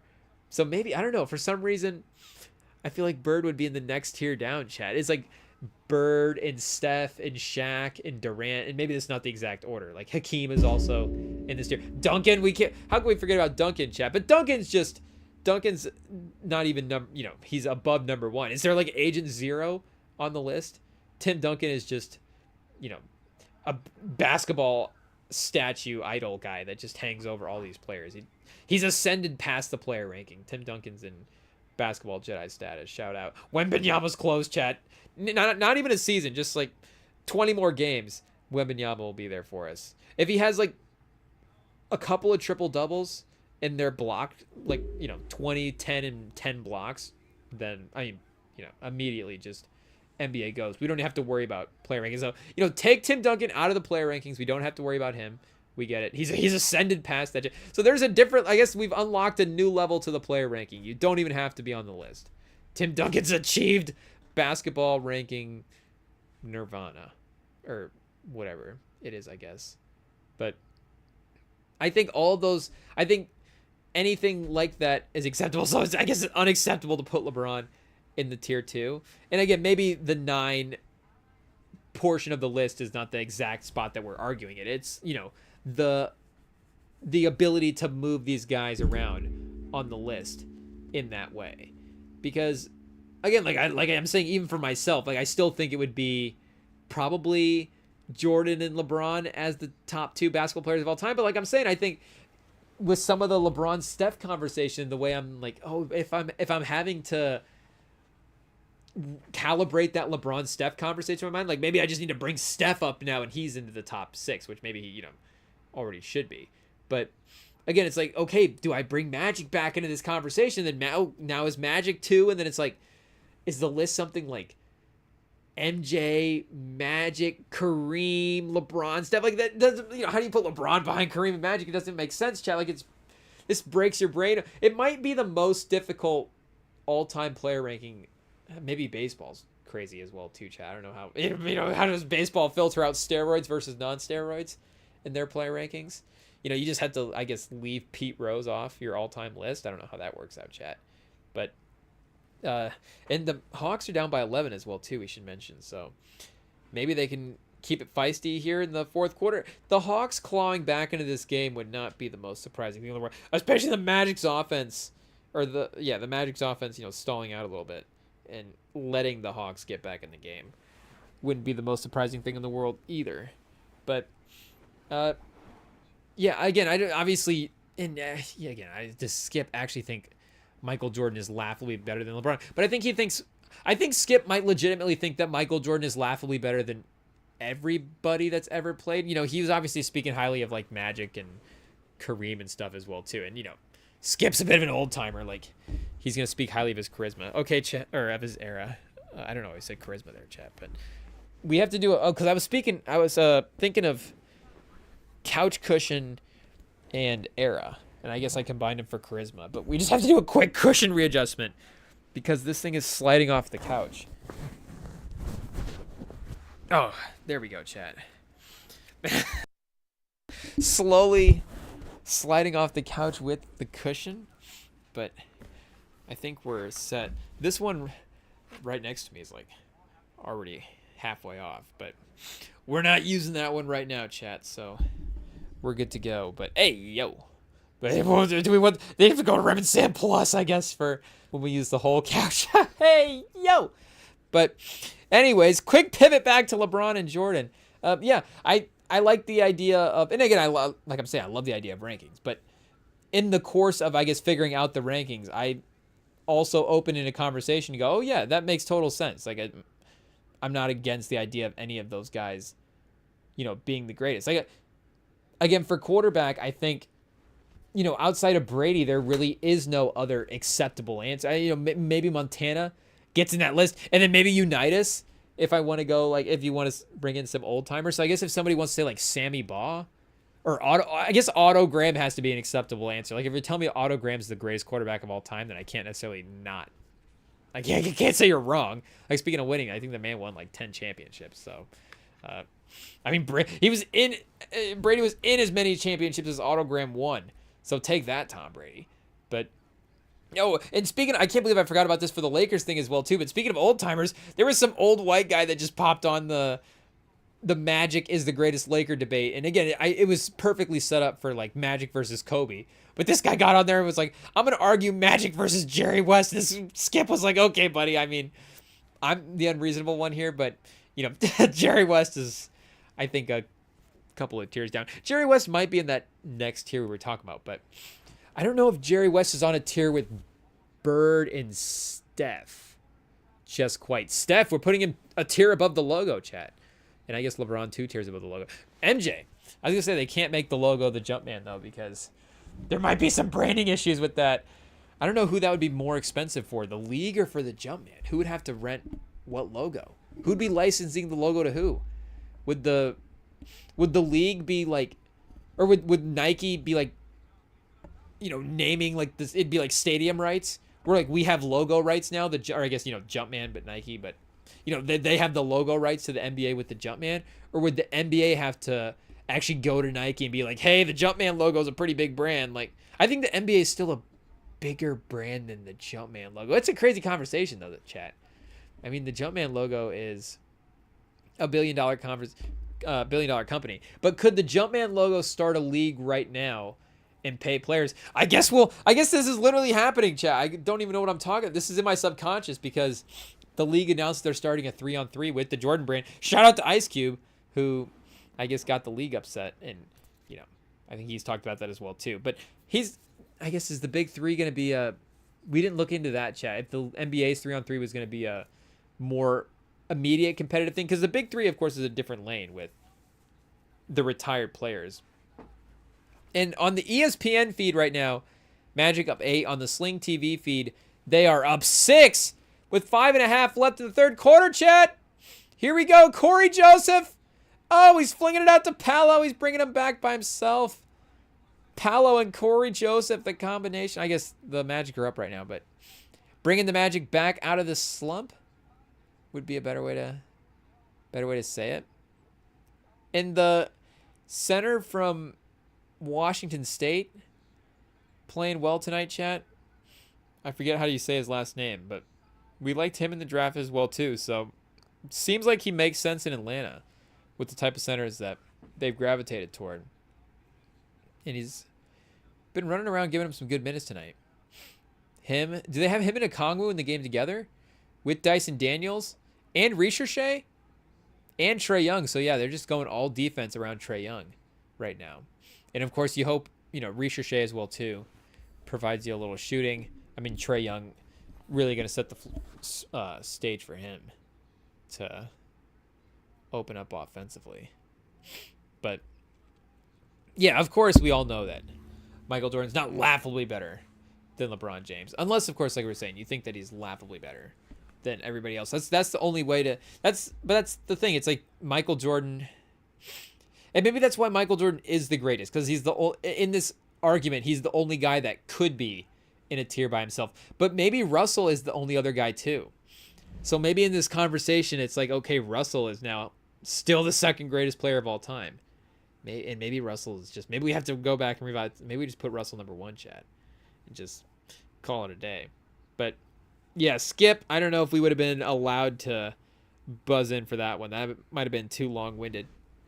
And I don't know if we're going to be able to remember the exact order that they went in, but I guess that's not super important. It's not like we have to just recreate the video here on the Rim and Sand Pod. But speaking of laughably better, I think the next one that he did say was, it was basically the reverse of what he just did, where he said MJ was laughably better than LeBron. He basically said that Tom Brady was laughably better than Pat Mahomes. And he said that Pat Mahomes was dramatically overrated.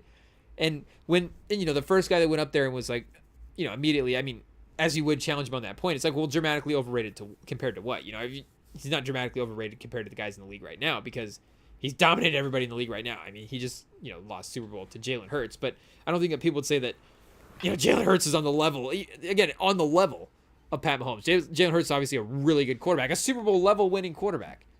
He got to that level. He won the game. He proved that he could be the guy to lead the team, but he hasn't proven it the way that Pat Mahomes has proven it time and time again, every season, constantly dominating his conference and being the number 1 team and representing in the Super Bowl, and, winning Super Bowls as well too. And the regular season statistics and the individual plays, and, Jalen Hurts, maybe the next 7 years of Jalen Hurts is Pat Mahomes level stuff. We don't know. I'm not writing it off. I'm just saying that the career that Hurts has had, of course, and the career that anybody in the league has had right now, up until this point, old guys included, chat, Rodgers and Stafford included. Rodgers, I guess we're giving him the benefit of the doubt. He's still in the league. That's probably the most credit we'll give him so far all year. But, nobody in the league has put together the resume that Pat Mahomes has put together. But to Skip, still, I guess, dramatically underrated compared to Tom Brady. And I get it as well too, especially the last couple of years. He's saying, like, the stats for Pat Mahomes have been going down. The clutchness, like the last Super Bowl was obviously not a great game, so it's a great game to hype up the is Pat Mahomes overrated storylines. But even with the stat stuff going down a little bit, it's definitely there's a little bit of a function of how the team plays in there, and the defensive slower pace of the game that they're playing with, and the more ball control style instead of the explosiveness that they had gone for in the first couple of years. And maybe some of those questions linger as to why Mahomes hasn't been at that exact level the last couple of years. Again, the offensive talent they've had, of course, is what's it conducive toward. But again, at the end of the day, at the end of the games as well too, like final drives, like Mahomes does still have that clutchness. And I know that the Super Bowl has not been good, and the other two Super Bowls, both Super Bowls that he lost has not been good. And that was part of Skip's point was, Brady has never lost these massive Super Bowl games. But again, for Mahomes, he's not losing these close games. If the game is in a portion of the game where it needs to be decided by playmakers and it needs to be decided by these great players, Mahomes is the one time and time again making these plays. So again, I'm not saying that in the course, like that Eagles game, again, perfect example of a game where you go, Mahomes did not play well in that game. Like that loss is on Pat Mahomes and not Pat Mahomes choking in the fourth quarter and on a game-winning drive and throwing a pick or whatever, getting strip sacked. Like, I don't know if you say Brady choked in that moment, but it's not Mahomes making these costly plays. It's these like total, bad games again. Maybe that's the case. But again, in terms of the dramatically overrated portion of it, like obviously, the clutchness has still been there with Mahomes as well too, and that's the portion of it that has been the special separating factor from him as much as it was the special play. Because, we have special quarterback play in the league right now. Like the high-end quarterback play in the league is as special a quarterback play as we've ever seen, chat. Like Lamar Jackson and Josh Allen outside of Pat Mahomes are as good of quarterbacks as we've ever seen play the position. Like you just go, what is Lamar and Josh Allen capable of? They're capable of more stuff than, again, a guy like Peyton Manning, a guy like Dan Marino, chat, Terry Bradshaw, Troy, like maybe Roger Staubach's running around a little bit like Josh Allen and Lamar back in the day. But even still, and that's obviously not fair. That's a function of, how I guess humanity progresses, chat. But again, it's not even that era specific dominant. It's not like, okay, Allen is dominant for his era, but is there a cross era thing going on with him? It's like what Lamar and Josh Allen are doing athletically at the quarterback position are special just in general.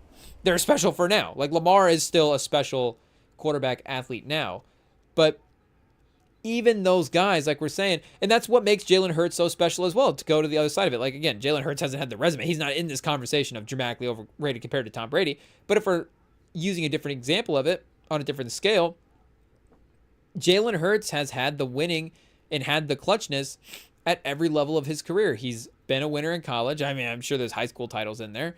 And now he's proven to win in the NFL. So maybe you wouldn't say, like, is he a better quarterback than Lamar or Josh Allen? But are you more confident with Lamar in a playoff game or Jalen Hurts in a playoff game? Like at this point, chat, and I know that maybe it would have been close even a year or two ago with just the pessimism that you would have felt, if that's the right way to say it, the way you would have felt about Lamar in a playoff game.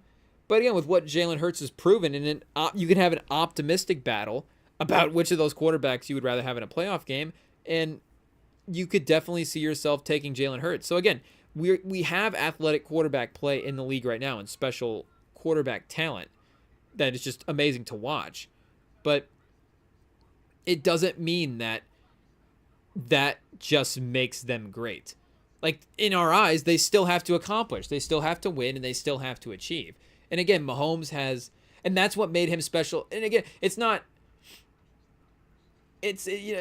we understand that he still is in the conversation. He's on pace to, if he keeps it up, to potentially catch Tom Brady with some of the legacy stuff. But what was crazy about the legacy stuff was with the three-peat was he could achieve this thing that Brady never achieved from a Super Bowl standpoint so early on in his career. And it was like, is Mahomes already going to be in this GOAT conversation like 7 years into his football career, which is just mind-boggling that we were there. So again, it's like, how can Pat Mahomes be dramatically overrated when at 6 to 7 years in his career, we were already talking about him? And again, maybe that is, maybe I'm proving Skip's point of like, oh wow, you're dramatically overrating him at year 6. But no, it's like, that is true. He would have been the only quarterback at that point in NFL history, at this point in NFL history, 2-3. I'm saying at that point, like I'm, a time traveler. I've been in the future, chat. There's more teams that win 3-peats at some point. The oligarchy, it takes over into the NFL as well too. And somehow the Cowboys don't spend enough money to win Super Bowls, but some of the other high market teams still. Philly just, keeps pouring money to their team to just keep winning 3-peats at some point. But at this point in NFL history, the Chiefs are the only team, would have been the only team to have a 3-peat. Mahomes would have been the only quarterback to do that. And again, we would have visually have seen him just be a more special quarterback than any quarterback in NFL history. So you're like, I've watched him physically be the best quarterback in NFL history, and I've watched him win as much as the best quarterback in NFL history, then how is he not in the GOAT conversation? And again, to already be there and to, with the resume that he had, even after losing the Super Bowl, to already be in the conversation with these guys less than a decade into his career is not dramatically overrated. It's why he is on pace to, it's why he's the guy right now that we're like, he could be the next greatest quarterback of all time if he keeps this up. And like we're saying, he's already cemented. Mahomes' legacy is already cemented. I probably already have, if he retired today, I probably have him a little higher in my mind again, projecting out a little bit. If he retired right now, I still have him as one of the 5 best quarterbacks to ever play football. One of the top 5 quarterbacks. Again, and Unitas is one of those 5. So I'm not saying like an honorary, a top 5 emeritus spot or whatever, but there's still like a on the field thing with Unitas and Mahomes. It's like, okay, there's an obvious sort of separation in what we're talking about and what we're evaluating in terms of the play.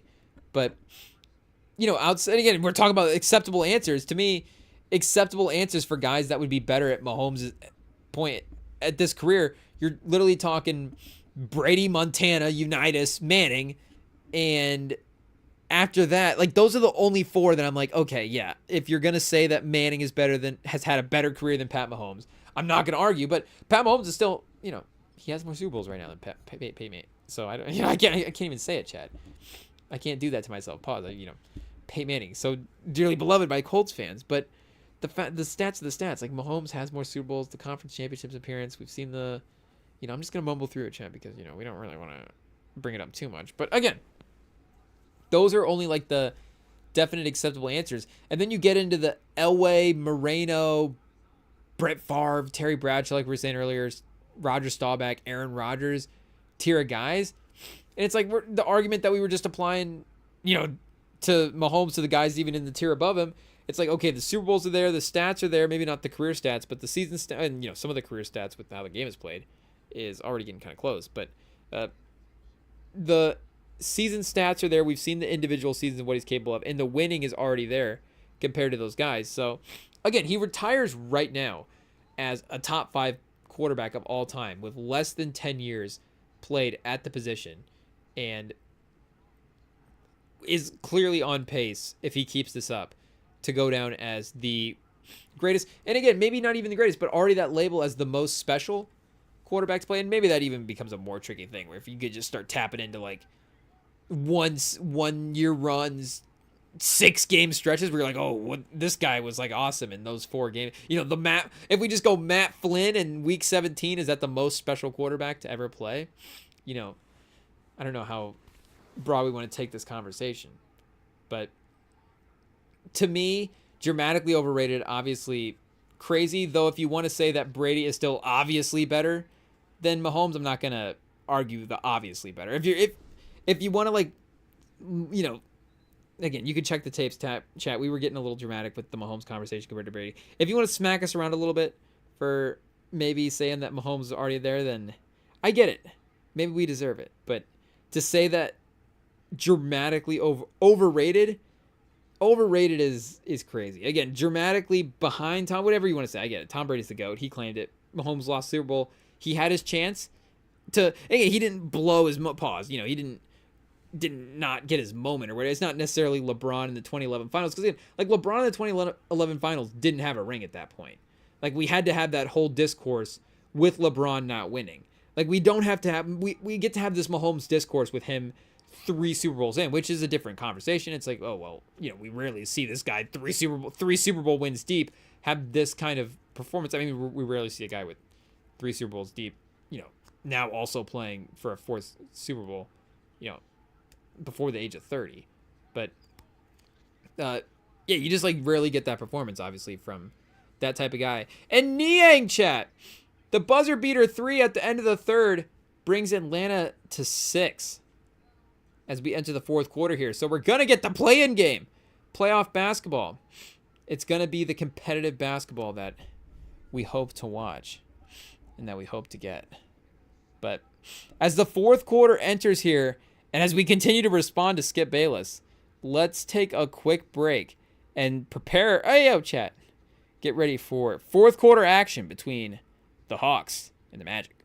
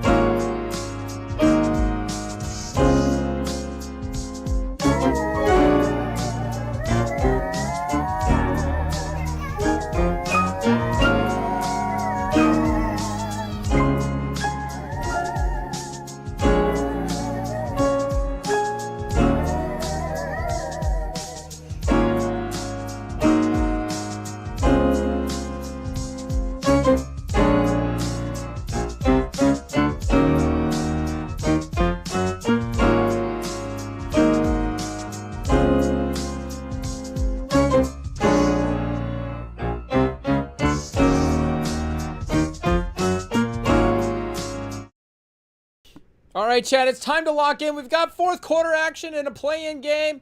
Hawks versus Magic. It's less than a double-digit game. And Wendell Carter's locked in. He had a little midi on one end, a block on the other. So he's trying to take over this game and get us the win. We will see what happens here. A little Anthony Black at the free throw line. 9 points, 3 rebounds, 3 assists. Filling up the stat sheet. We got Anthony Black, Gary Harris, Wendell Carter, Franz Wagner, and Cole Anthony for the Magic. Trae Young, Niang, Dominic Barlow, Richerche, and Dyson Daniels for the Atlanta Hawks. Going small, chat. Pause. Dominic Barlow and Niang. Is that your center power forward, or is Richerche technically the power forward? I feel like Richerche is taller, but technically Niang, if they were like listing it out, they might list him at power forward. I bet Niang, they might list him at small forward. Who knows, chat?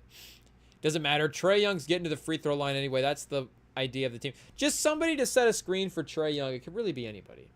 It doesn't need to be a center. It's nice if he could be a center because occasionally he's going to throw a lob, and, you know, a nice 7-footer catching that lob is probably going to be a little easier, but, you know, doesn't have to be.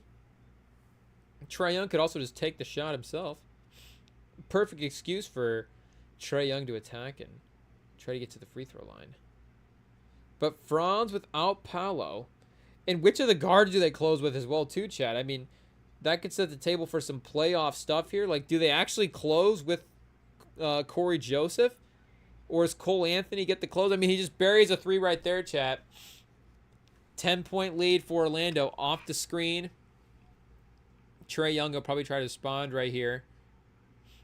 Oh, Niang fumbles it. Trae Young will never pass again. Just do it yourself, Trae Young. Pause. Oh, Wendell Carter. In transition. Quinn Snyder. There's the timeout. Orlando Magic are on their feet, chat. The Magic fans are happy, up 12. But, yeah, there was one other piece of news that I did think was interesting, chat, as this game takes a break here with the timeout. I don't know if we'll actually take a commercial break or not. But, yeah, okay, there we go. Finally, chat, the commercials, yes! Okay, but the last piece of news that was crazy, and I don't even know why they did this, to be honest, but they sent, now cancel me now, chat. Like, why would they send a group of ladies to space? Why are they ladies? It's just like, you know, anytime you're sending, I guess, Katy Perry, or, you know, anytime you're sending pop stars to space, it's just like, well, I guess what's going on? Like, you know, is Katy Perry just astrophysicist, scientist person that we don't know about behind the scenes? Or is there some promotional thing? You know, what are they promoting? Is just Amazon? It was some Amazon thing, or I guess Bezos. You know, what's the Bezos Amazon connection these days? But it was some Bezos Amazon adjacent thing, getting people into space, and I guess, you know, they needed to get Katy Perry in the shuttle to get us to pay attention. But guess what, Chad? It worked because it got us to pay attention. Again, I guess I don't even know what they were up to, but I guess we could find out here real quick. If we just gave it a quick look. Oh, chat, there's no way it's not the first thing that people are asking about right now. Unfortunately for Katy Perry, that space flight turned out exactly how we all knew it would. Unfortunately, Olivia Wilde calls out all-female space flight, but is loving? So what happened? Is this space flight more controversial than I thought, chat? I thought they were just going in a shuttle to space. I didn't know there was a need to call them out. But they made it back okay as well, too, which was like, oh, no, they're sending Katy Perry to space. Like, feels like we're going to be reading about this in history books a little bit later. And Gayle King? They launched Gayle King into space? Wait, who else was on that? Is that Sandra Bullock? Who else was on? Or was that Bezos, just Bezos' ex-wife, whatever person, or new? I don't, again, we don't want to start assuming relationships. But there we go, chat. The all-female Blue Origin crew space launch. It doesn't say first. So, oh yeah, Lauren Sanchez is the name that I'm thinking of there, chat, in relation to Bezos. It doesn't say first. So that'd be crazy if, you know, there wasn't some astronaut team. If Lauren Sanchez Gail King and Katy Perry were the first all-female space crew. But regardless, still I guess a historic event, chat, for these people launching into space. So since they assembled their team for the all-female Blue Origin flight, I thought it would only be right if if the REMINGTOM pod assembled their all-female Blue Origin flight team. Do we have to think of a new name? Is that trademarked? I don't know, chat. But I guess if they had us assemble the crew, what would the crew look like? So they had 6 people in their crew. I guess IT, how many did IT? We need a 6th person in our crew, chat. So we have a wild card spot available still to go. But the game is back from timeout, so stay tuned, chat. In the 4th quarter here, Orlando, I guess they're up 12. They could potentially get us to unveil this cast a little bit earlier than, the next timeout. We'll see. The next timeout might be the one. But we'll see what happens here, chat, with Dyson Daniels attacking the rim. It's Okongwu. So the Hawks go to Daniels, Okongwu, Recherche, Niang, and Trae Young. So they take out Barlow for Okongwu. That makes sense, chat. I get maybe wanting to go a little bit smaller and just see, but Quinn Snyder, credit to him for pivoting out of that quickly, but yeah, that didn't work. Shout out to Barlow as well, too, former Spurs, so we're not, speaking down on the Spurs family. It's just the Hawks have a good center rotation, like we were saying, and don't know what the foul trouble is here as well, too, for their guys. But maybe they just needed to spare a few minutes with... Okay, so Wendell Carter has 4 for the Magic. You have... is it Gaye, chat? Mohamed Gaye with 3 fouls. Okongwu with 3 fouls. And then Barlow with a foul. So, I guess, between those 2 guys with 3 fouls, maybe you just wanted to see if you could get a couple minutes there to spare with Barlow. But now you go Okongwu back in the game at the 9-minute mark. So, you got to feel confident. I guess you don't think Okongwu's going to necessarily foul out. But if you have to close the game with Gaye, you must, have some confidence in your ability, chat. But again, that you go with a true center.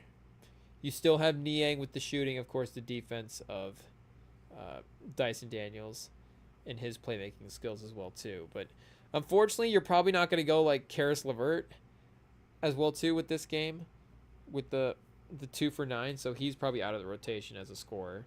Terrence Mann, unfortunately, hasn't been able to really crack through as a major impact guy in that type of way as well, too, which is kind of unfortunate, Chad. It feels like he could be a Final 5 guy for this team, just in name.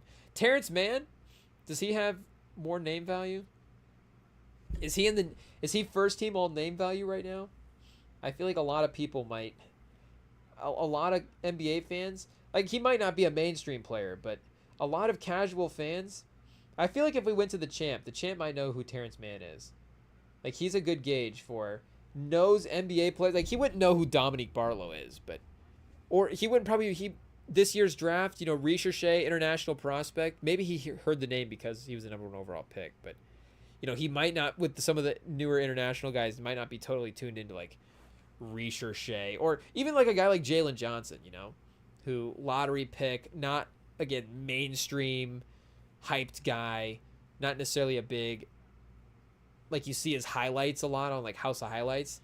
It's not like you do see like a Jalen Johnson block or a dunk or a poster or something every once in a while, but he's not like a big Jalen Johnson's highlights from the night type of player.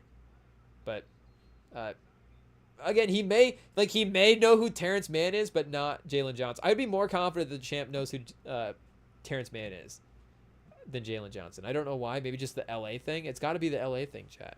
Markets are real. Who knew? The $ actually means something for, I guess the name value does end up translating into the $ for those teams. However you want to phrase it and make it work out. But what do we got here? A review? The refs taking over in the 4th quarter? Oh, chat. They've got to... people talk about Luka and how these star players are able to control the pace of the game. Nobody can control the pace of the game like Tony Brothers, chat. I don't think Tony Brothers is reffing tonight. Cancel us now, but no, like just name a ref. I don't think anybody. Oh, we got to reset the clock. I don't think anybody can control a game like a referee. It's incredible. LeBron James-esque, Tom Brady-esque level control of a game. Oh, Trae Young. Speaking of refs, Trae Young with the foul. Anthony Black. Oh, no, chat.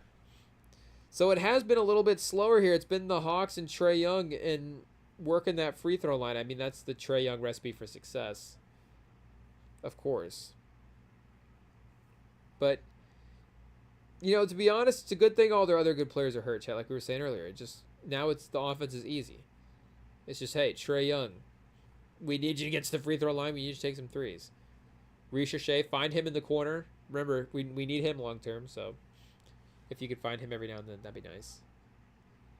But, he's 4 for 7 in this half compared to something for 11, I think they said, in the first half.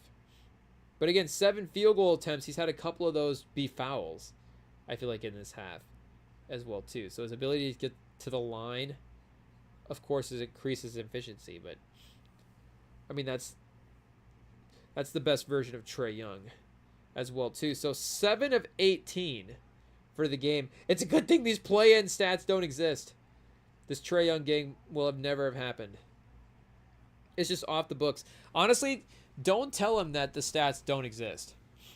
Do the Hawks still have to play one more game if they win this? Or is this a win? I think this might be... Oh, yeah, this is 7th and 8th, so this is a win-and-in scenario for either of these teams. So I was going to say, if the Hawks lose this game and have to go to the next one, don't tell Trae Young the stats don't matter. He's like, wait a second. I can go 4 for 30 and the next game is not going to count? I can take 30 shots. I can shoot 30% from the field and it's not going to matter? It may be the perfect Trae Young scenario. Which player would be better if we didn't count their stats, chat? Cole Anthony in the corner, 11-point game. 8:50 left. Oh, and now demanding the review off the out-of-bounds play. Trying to get the turnover. I think Mosley's in on it. Nope. Quick inbound by Atlanta. Great job getting up to the line, chat. The quick snap. They ran the play before they could get the review. That was Jokic-esque from Niang. There's a couple of times this season. There's very few times. And it's not even for stretches. It's like there's microseconds in the season and where Niang will look like Jokic. And that was one of them right there, chat. Getting up to the inbound really quick. And that's just a Jokic move in general, but to not give the Magic time to review. And Wendell Carter powers for the and one. So speaking of foul trouble, was it Niang? Oh, it was Niang. So it wasn't any of the centers. And they are trying to run with LeVert here for a little bit in the fourth as well. You're going to just need to talk yourself into him to, you're just like, do we want his shot making out there? In theory of that. But again, with 2 for 9, chat, I don't know if he's like a defensive stop. Well, he's a good defender when he's at his best. But I don't know if he's a stopper in the way where you'd need him out there. You're going to, I guess, lean his experience maybe over Ricochet.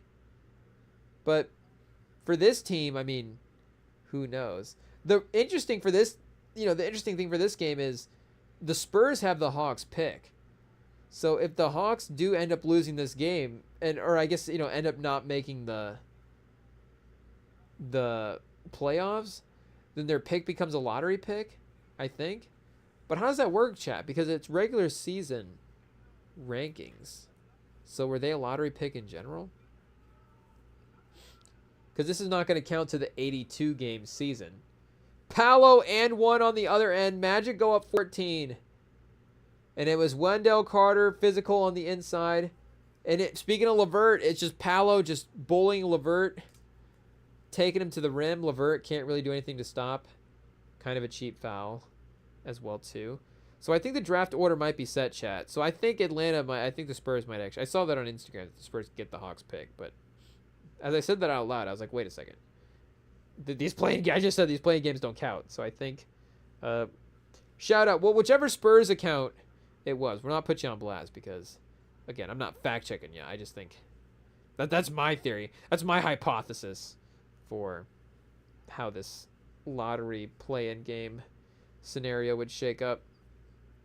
But is it all playoff based or regular season based? The NFL is playoff based. But yeah, the NBA is regular season based. So the Clippers, yeah, they're on that pick swap.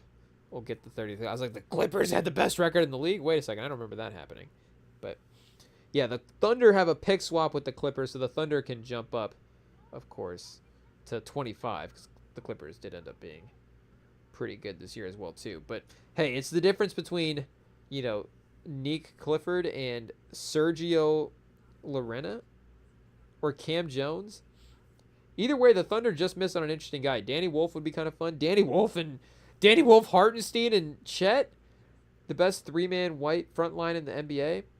Trade for Tyler Hero next to Caruso. Or, I guess Austin Reeves. But, Cam Jones could be kind of, I guess, the Thunder don't have that pick. The Clippers had that pick. But Cam Jones could be kind of a fun pick. But Walter Clayton Jr., what a steal for the Nets. Could you get Cooper Flagg and Walter Clayton? And I guess Con Knuppel, they'd have to jump up a couple spots. Con Knuppel and Walter Clayton, a little redundant. If you think you could get Walter Clayton, you could probably get him at you could definitely get him at 20. But if you like this tier of guys, I don't know, Danny Wolf at 20, Walter Clayton, and then Malik chat. Malik, Wolf, and Clayton. Is that a team? Malik next to Scotty Barnes and RJ Barrett. I don't know. We'll dig into draft some other time. But should we unveil our list, chat? Our all-female space shuttle crew for the REMINGTOM Blue Origin that we're going to launch in 2039, or who knows when we'll actually be able to launch the shuttle. But whenever we launch it, this will be, I guess if we're able to launch it by the end of the year for some reason, then this will be the crew that we send if everybody agrees. But I just, again, you can assemble the crew, I guess, however you want. And if you can have Katy Perry and Lauren Sanchez and Gayle King in the shuttle. Again, maybe they took some classes and really got the piloting skills up. But I feel like maybe that was the point of the shuttle. As maybe that's what they're advertising, is like the remote space technology of it. We're like, is there going to be some space travel? Is this, are they unlocking is this the next Amazon thing? Is these 5-minute shuttle rides to space that you can take?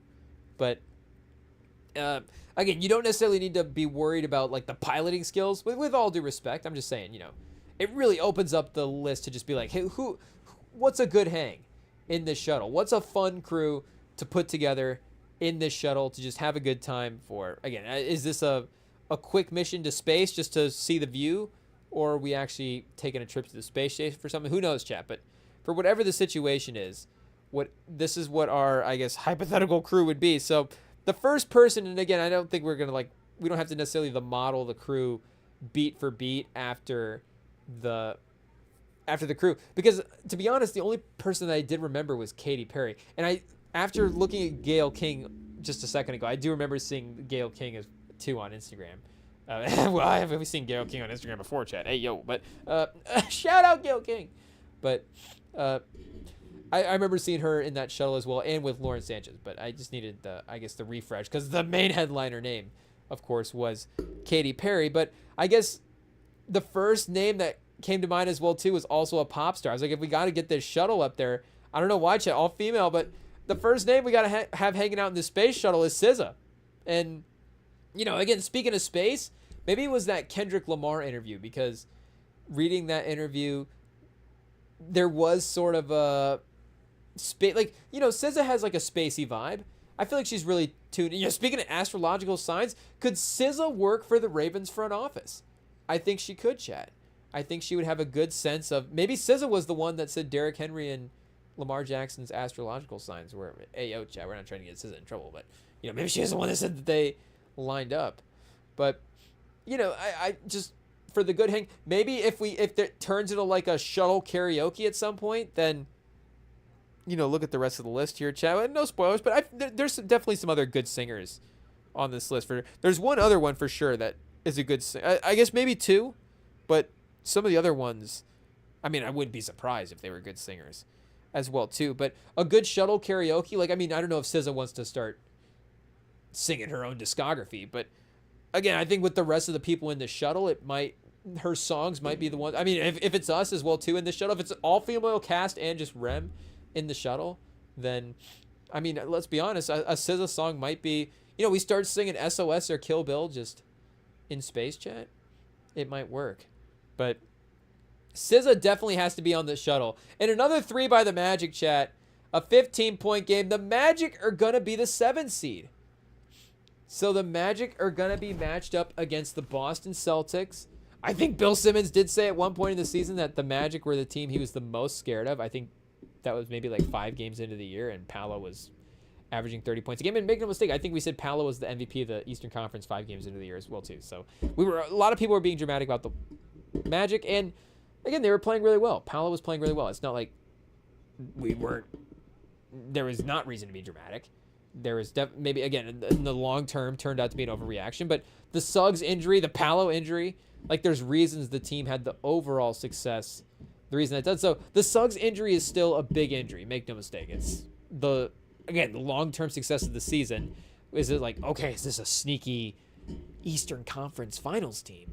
Like a team that can represent the East in the finals with the way that Paolo and Franz are playing? But without Suggs, it feels like that upside is limited. And again, even them like making an Eastern Conference Finals push, just getting to that round would seem like a tough ask without the full roster. But again, just in theory, without Suggs, you still have Paolo and Franz. That's a tough duo to go up against. And Paolo, as a star player, is one of those young budding superstars that, are you going to get the MJ 63 from Paolo? But are you going to get that Paolo game? Are you going to get the Paolo early playoff game? I don't think Paolo has played a playoff game, right, chat? If I'm not mistaken, did they have a quick playoff series that I'm not remembering? A 4-gamer in there somewhere? But year 3, okay, a 7-game series. What was Paolo? 27 a game, 45 and 40 in this series? Chat, how am I not remembering this Paolo series? This is crazy. Paolo was awesome in this series. I don't even remember who they played. What did they play? Milwaukee, chat? 7 games? Magic, wait, was it the Knicks? Was this a Magic Knicks series? What happened? Let's get a little refresher here, chat, on the playoffs. Pacers, Knicks. Magic's Cavs. That's right. Magic Cavs. You know what it was? Is I think there was a lot of games for this series on NBA TV. And shout out to NBA TV, but I don't think that got it like embedded in our mind as a playoff series. I think for some reason it, like the TNT ESPN, the ESPNification of the playoffs. I feel like that primetime aspect of it, you're like, okay, that's a playoff game. And not even the NBA TV aspect of it, but there was like some early afternoon start times. You're like, okay, a 2 p.m. game on NBA TV, is that a playoff game? What are we talking about here? But Paolo was awesome in this series. And, I mean, the Cavs were, of course, I mean, Mitchell was great as well, too. The Cavs were a little bit farther along at this point. Mobley and Garland, them all are still young players, of course, still are, as the series was last year. But Franz as well, too. 18 points a game in that series. I guess 40% from the field in general is not great. And even like 45% is one of those where, it's probably some swings throughout. If we looked, I don't know if he was, 45% in a tough playoff series is not bad whatsoever. Again, the overall numbers, the overall impact is more important. You don't want to be shooting your team out of the series, but you're going to get uglier, tougher looks. And I mean, yeah, chat, you just scrolling through that early Paolo season box score, a 15 and 16er in there, but 15 points, 9 assists, 6 rebounds, 16, 7, and 3.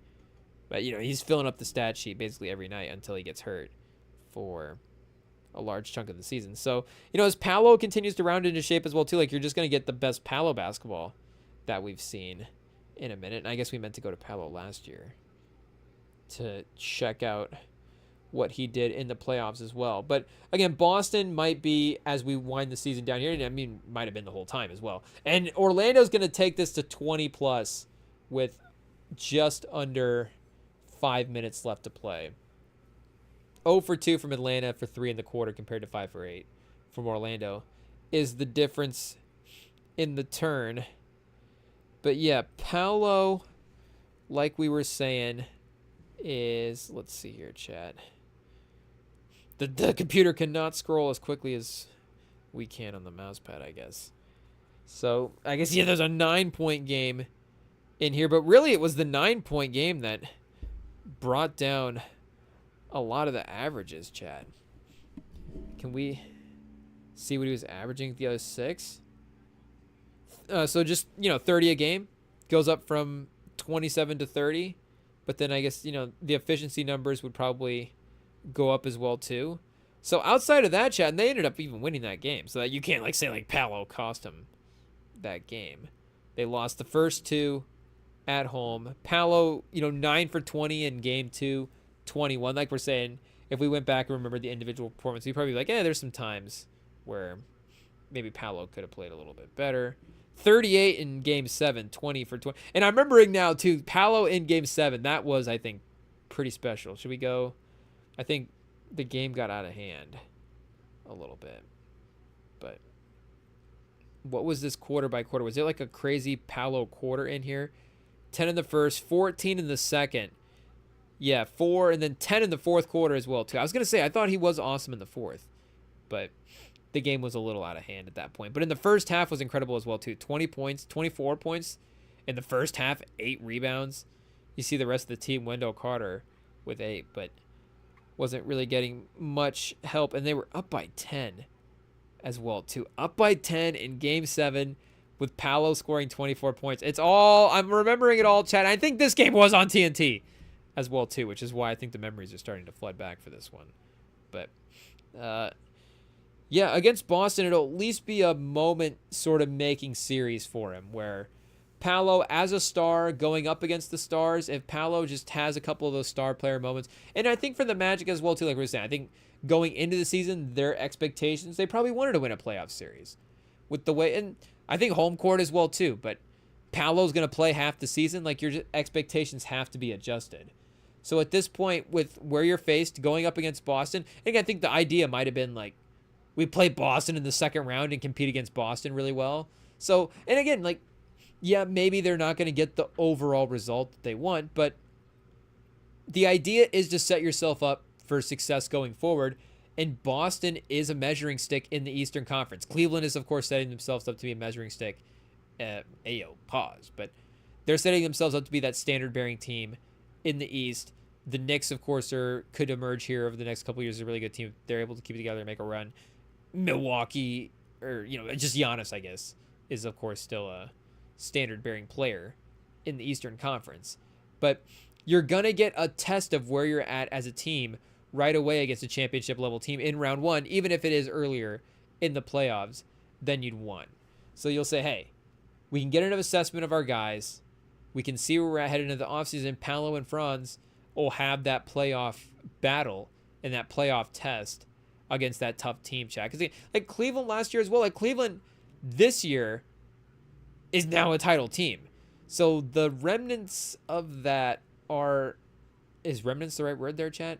The remnants of that are still around in the, on that team last year. So the Magic are getting pushed by that level of a team last year is a little bit of a test for them in a playoff situation to go up against a Celtic team like that. So the Celtic team, is it like the debate? Is it going to be like 4, 5, or 6? I don't think this can get. I don't think the Magic can push them to a game 7. Again, with what we've seen the Magic offense struggle at times. If Cole Anthony's going to be draining threes, then that's going to be a whole different story. But can you get that enough? And can you get that enough against Boston as well too, where Boston's going to be draining threes on their side, and there's probably just too much matchup, too much offensive firepower when they're all cooking to possibly compete.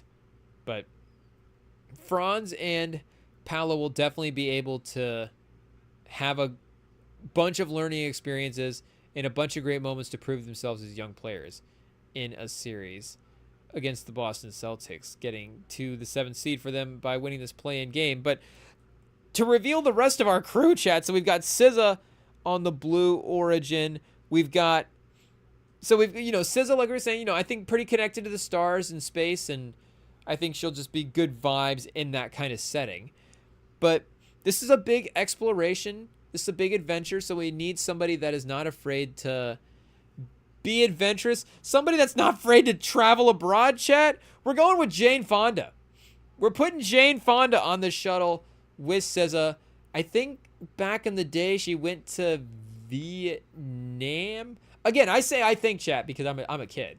So I'm a young guy. I wasn't around for that time period. That wasn't a major cultural moment in my life. But for those that it was, they're going to be mad that I don't remember exactly what was it. I think, yeah, it definitely was Vietnam, because I was gonna say I don't remember exactly what the war was that she was involved in protesting and involved in talking about, but I don't think she ever went to Korea.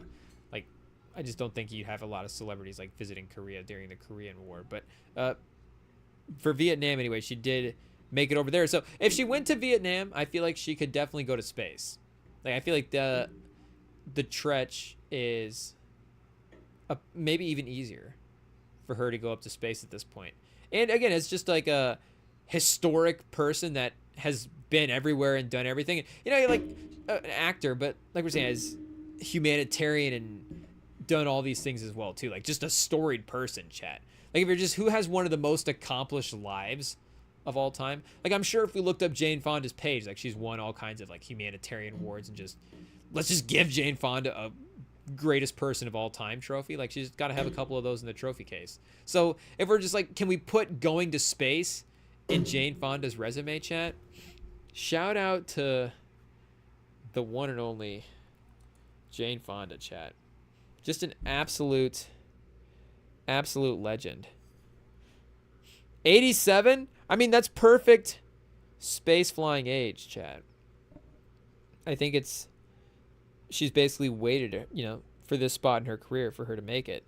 So I guess, this page is probably too long to try to pause to look through her awards. List of peace activists? Oh, this is just peace activists in general. Okay, so she's on that list. Shout out.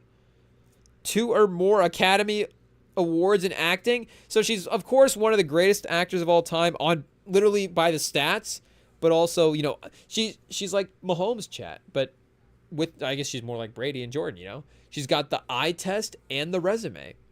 You can watch the movies and say, yes, this performance is, these hold up as great performances, and they were nominated and critically acclaimed in the Times as some of the best performances as well too.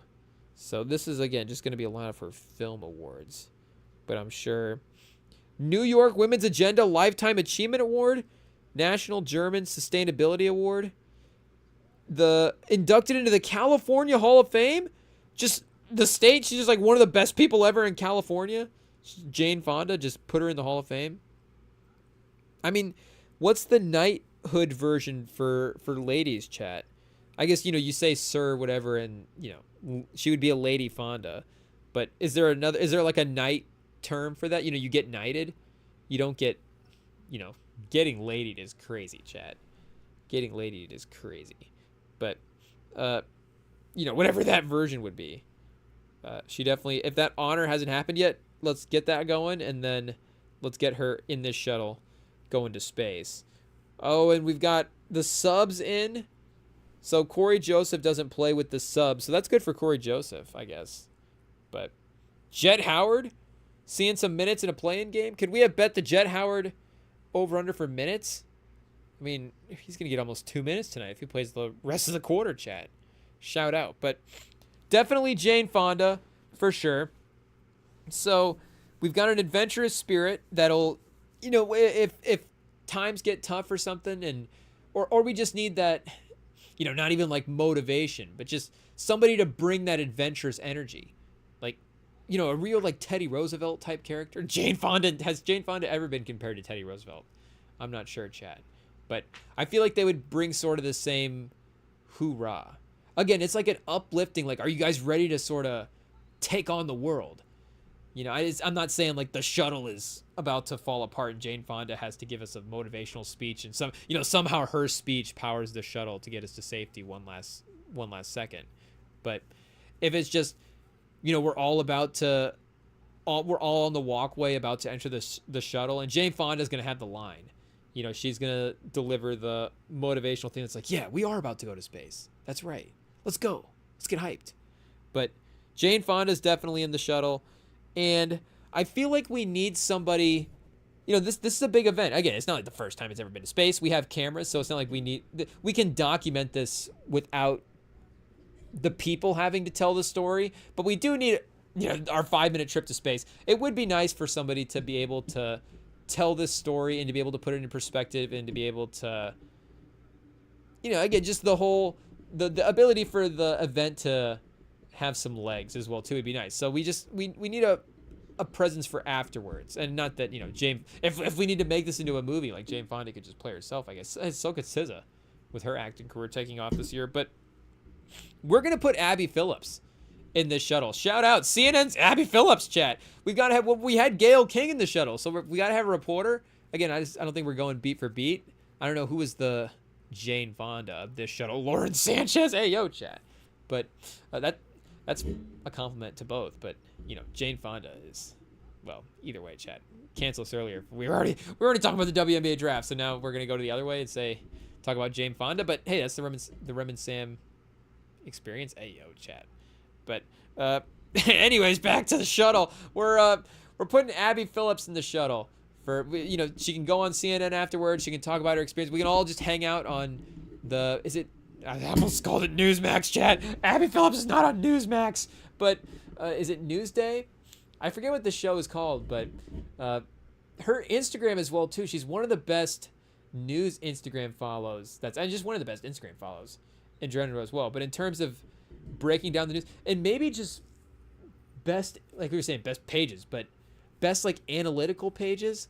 Like I don't know if anybody in the sports world is putting out the news, like the breakdown analytical thing the way that she does as well too. Like I remember when the Signal group chat leak happened a little bit back here, that she had a clip up like right away on Instagram breaking it down. And of course, she's you can tune into the show later, and it's smart career as well too, to be able to drive her audience to the show that night. And be honest, it's like a lot of the times that I end up watching the show is things like that, where it's, something happened, chat, we're panicking, I gotta tune in the news to see what's happening.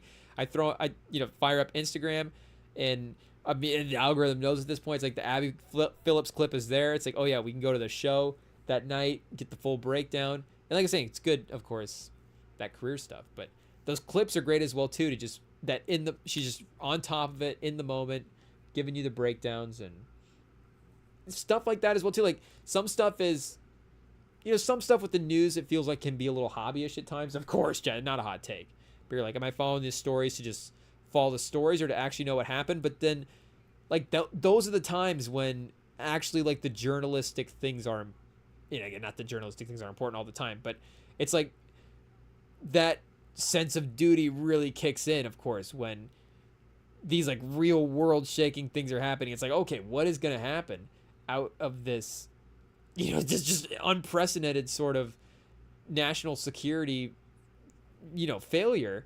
Like, what is going to happen out of this? What does this mean? Like, what are all the pieces in place? And to just have somebody right away to be able to dissect it and, just be able to, and that was a recent one as well too, that was really stood out as a big moment, and like just her right on top of it right away, giving excellent coverage, chat. Pause. But yeah, she's earned it. Great show. And again, news shows, probably it's easily the best news show right now, her news show, but just one of the best panel talk TV shows in general. Always having a great conversation. She does a great job of, she can obviously both like navigate a conversation. So now we're just, Abby Phillips is great on TV, but she can navigate a conversation and do the analytical stuff as well too. Like you could have her host a show and be panel on a show. Like if you cloned a show, if that's a draft, chat. if you were like, what TV personalities could host a show? Like, if you just had 5 versions, you always do the LeBron argument. Like, would 5 LeBrons, is that the best 5-man, 1-person basketball team you could assemble? Do you want 5 LeBron? Speaking of Magic, do you want 5 Magics? Do you want 5 Birds? 5 Michael Jordans?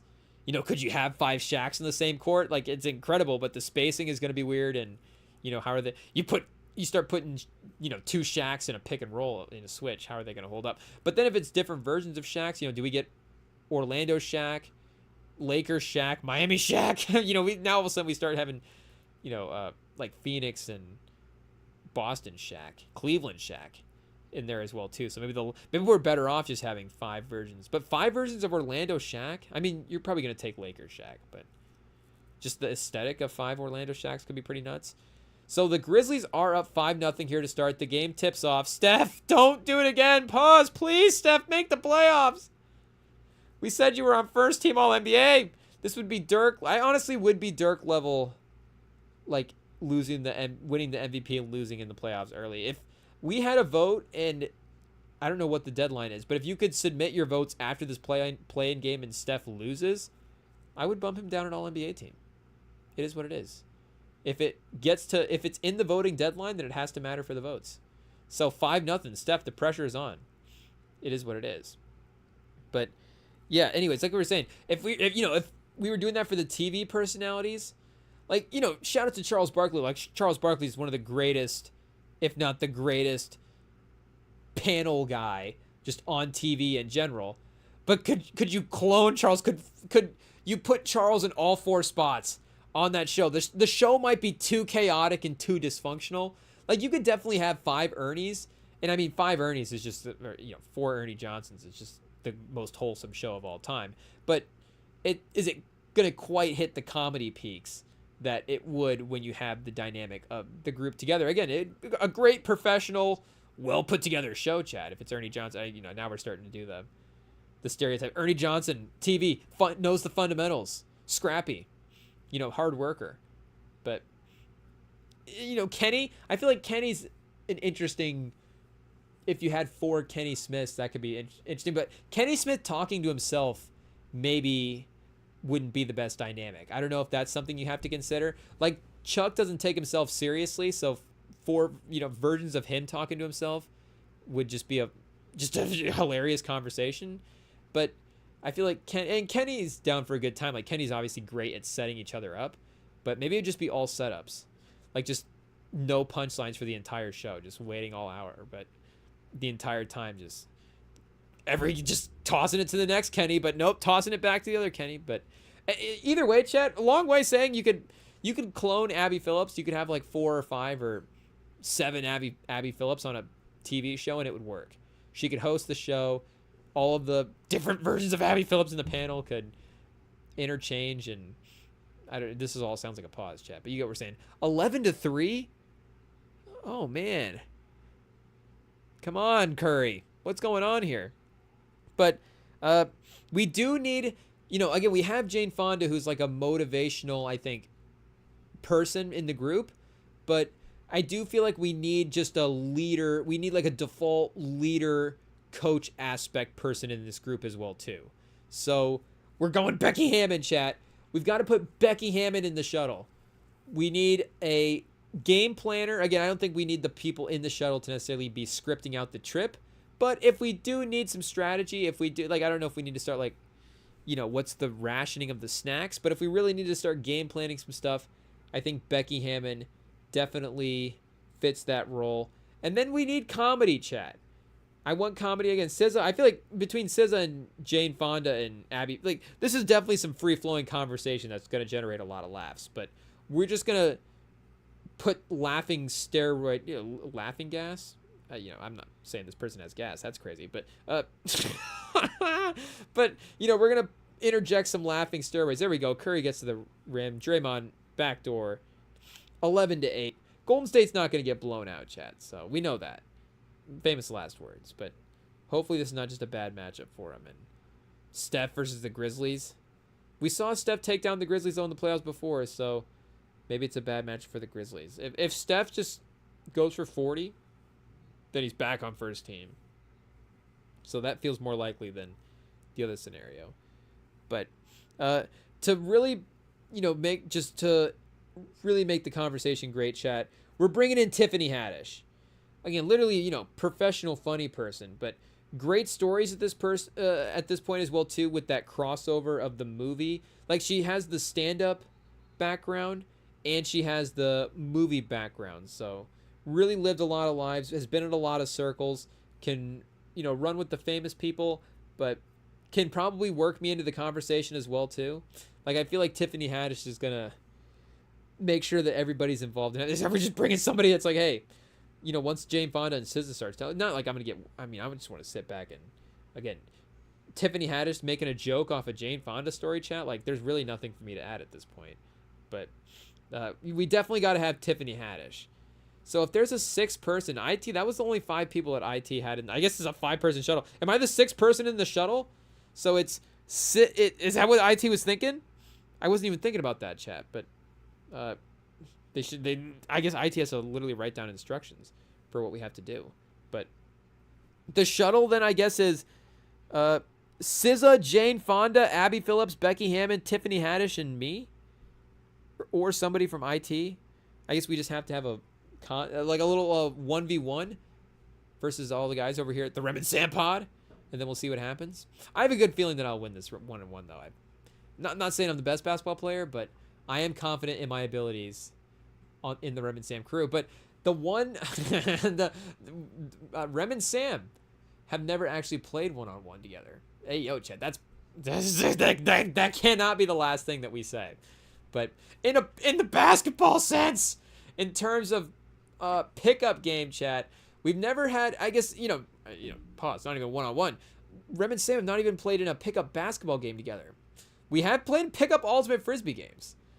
Sam has dragged me out back in the Iowa City days to the ultimate frisbee field, but never got to the basketball court. There was, of course, a basketball hoop in the parking lot next to the field that we played ultimate frisbee on, but didn't quite get to.